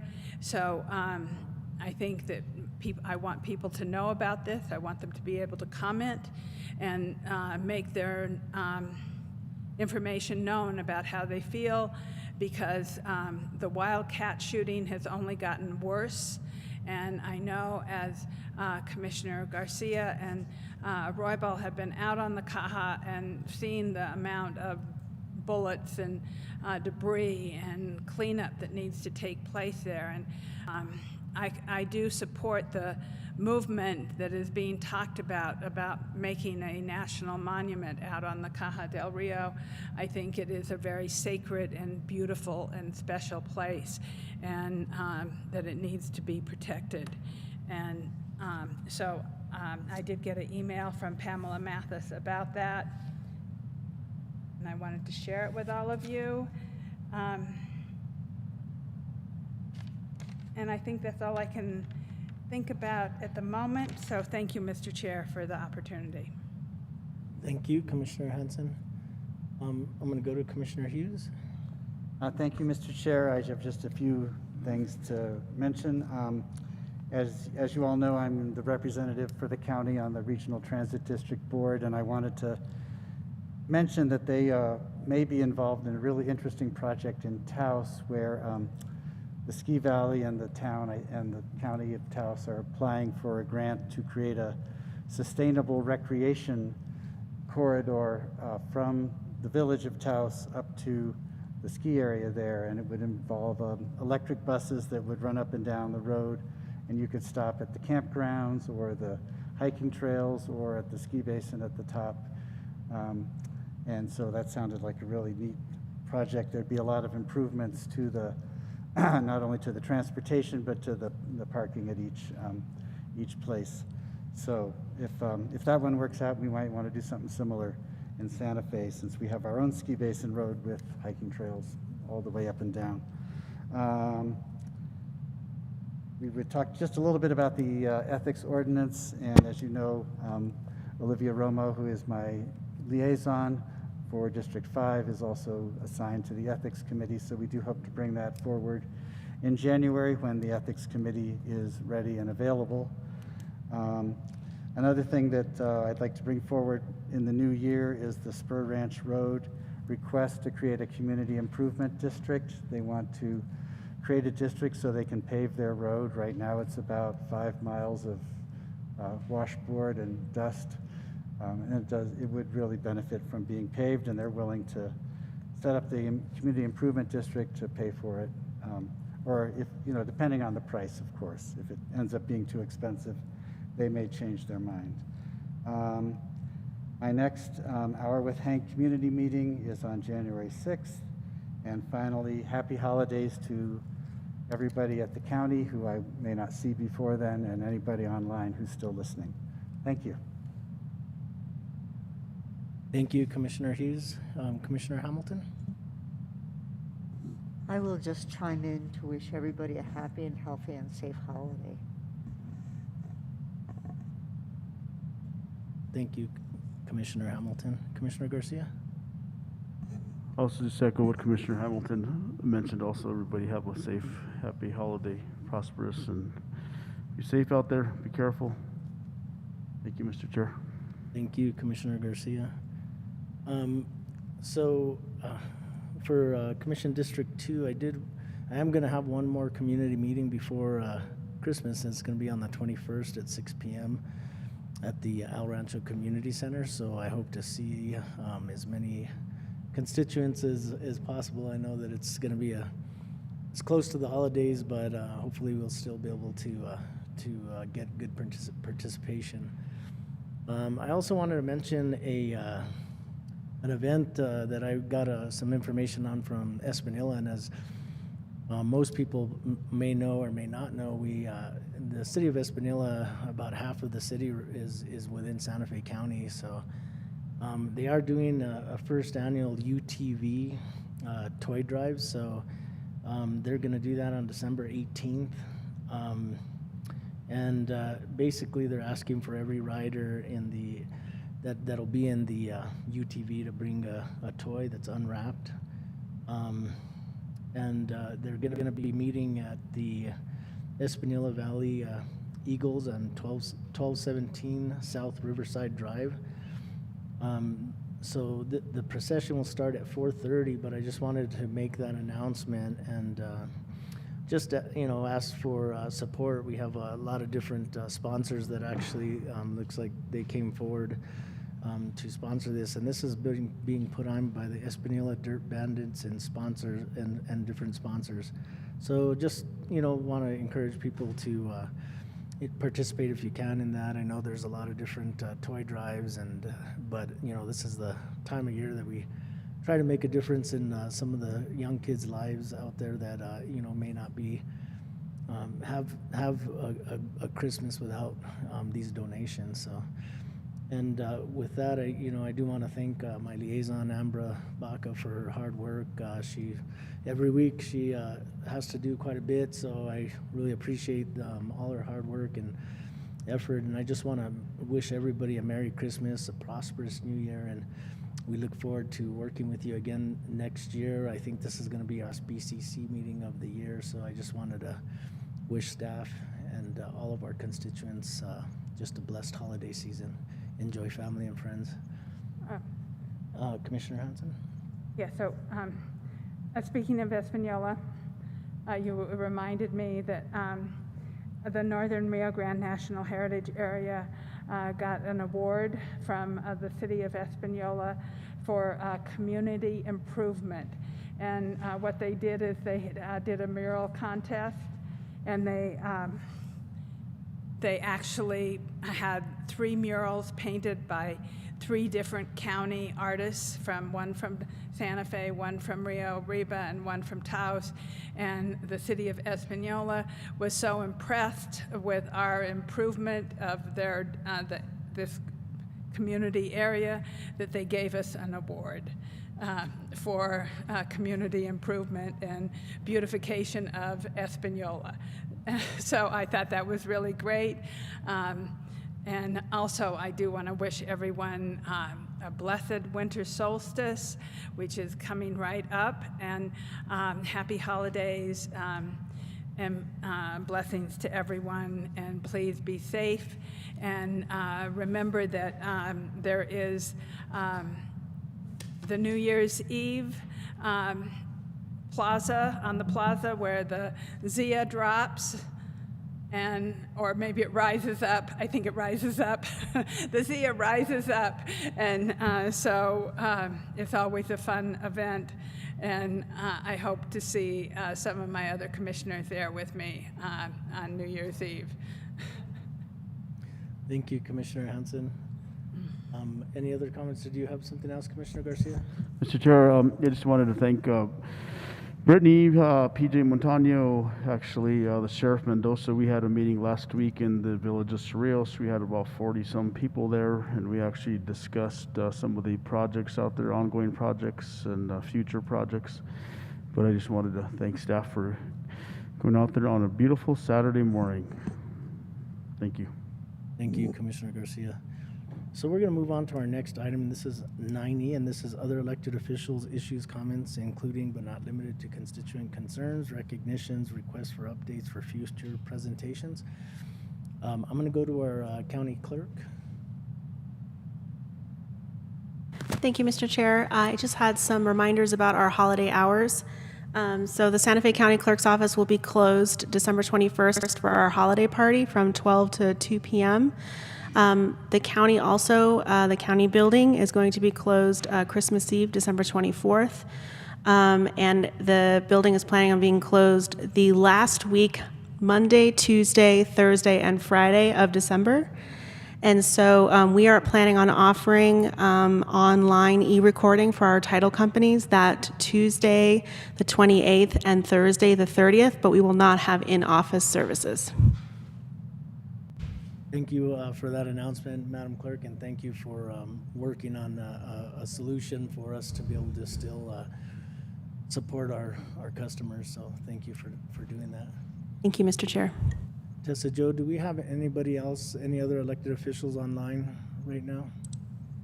No, Mr. Chair, we do not. Okay, just in case if there's a call-in voter, if there's an elected official that would like to address or make any announcements, please unmute yourself with *6. Okay, hearing none, I'm going to close that item and move on to item number 10, and this is matters from the county attorney. Attorney Schaefer, can you give us a summary of what we're going into executive session for? Thank you, Mr. Chair. The first item under matters from the county attorney is actually 10A, which is a statement for inclusion in meeting minutes concerning November 30, 2021 executive session. And as a housekeeping item, I just asked for a motion confirming that the only items discussed in the November 30, 2021 executive session were those that were listed in the motion to go into executive session. So moved. We have a motion from Commissioner Hansen, a second from Commissioner Garcia. Can we get a roll call vote, Madam Clerk? That was just Yes, Mr. Chair. What was that? The motion to go into executive session? No, okay, sorry about that. Okay, so that's just for the statement. Okay, so we have a motion and a second. All those in favor signify by saying aye. Aye. Now we'll get a summary for what we're going to executive session for. Thank you, Mr. Chair. Executive session is for the purposes of discussing threatened or pending litigation in which Santa Fe County is or may become a participant as allowed by Section 1015(1)H7 NMSA 1978, and discussion of the purchase, acquisition, or disposal of real property or water rights as allowed by Section 1015(1)H8 NMSA 1978, including 1, right-of-ways for county-maintained roads within exterior boundaries of pueblos, 2, NRA National Prescription Opiate Litigation, U.S. District Court, Northern District of Ohio, Eastern Division, case number 1:17-MD-2804, and 3, potential breach of purchase agreement. Okay, so do I hear a motion? Commissioner Hamilton? Mr. Chair, I'd move that we go into executive session to discuss the matters as outlined by the county attorney. So we have a motion from Commissioner I think you Hamilton? have to come back out, right? Yes. We have a motion from Commissioner Hamilton Second? and a second from Commissioner Hughes. Can we get a roll call vote, Madam Clerk? Yes, Mr. Chair. Commissioner Anna Hansen. Yes. Commissioner Hank Hughes. Yes. Commissioner Anna Hamilton. Yes. Commissioner Rudy Garcia. And Chair Henry Roybal. Yes. Okay, we're in executive session and we will be coming back out after executive session. So we should be back out in hopefully a half hour. Thank you.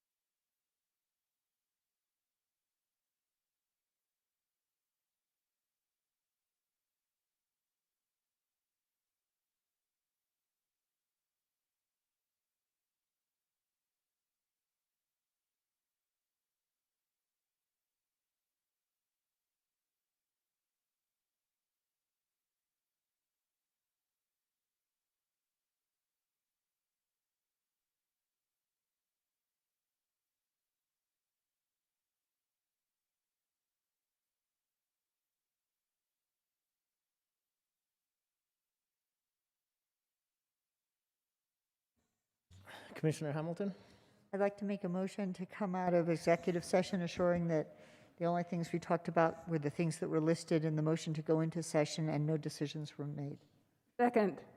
We have a motion from Commissioner Hamilton, a second from Commissioner Hanson. All those in favor signify by saying aye. Aye. All those opposed, same sign. Okay, motion passes. We're out of executive session. Commissioner Hanson? Sorry. Thank you. I would like to make a motion approving a resolution authorizing Santa Fe County to enter into settlement agreement with McKenzie Corporation, Cardinal Health, and America Source, Bergen Corporation, Johnson & Johnson, Janssen Pharmaceuticals, Inc., et cetera, in the Northern District of Ohio in opioid litigation, and authorizing the county manager to execute on behalf of the county all documents necessary or proper to effectuate the county's participation in the settlement agreement. Second. We have a motion from Commissioner Hanson, a second from Commissioner Hughes. Anything under discussion? Okay, seeing none. All those in favor signify by saying aye. Aye. Aye. All those opposed, same sign. Motion carries. Madam Clerk, can we get a resolution number? Yes, Mr. Chair, the resolution number is 2021-123. Thank you, Madam Clerk. Thank you, Mr. Chair. So we don't have anything under informational items. Thank you to staff for those reports. Next is concluding business. Is there any announcements that anybody would like to make, commissioners? Happy holidays. No, I couldn't agree more. Alrighty, so next is 12B, and this is adjournment. I'll entertain a motion. Move to adjourn. Second. So we have a motion and a second. All those in favor signify by saying happy holidays. Happy holidays. Good night, everyone.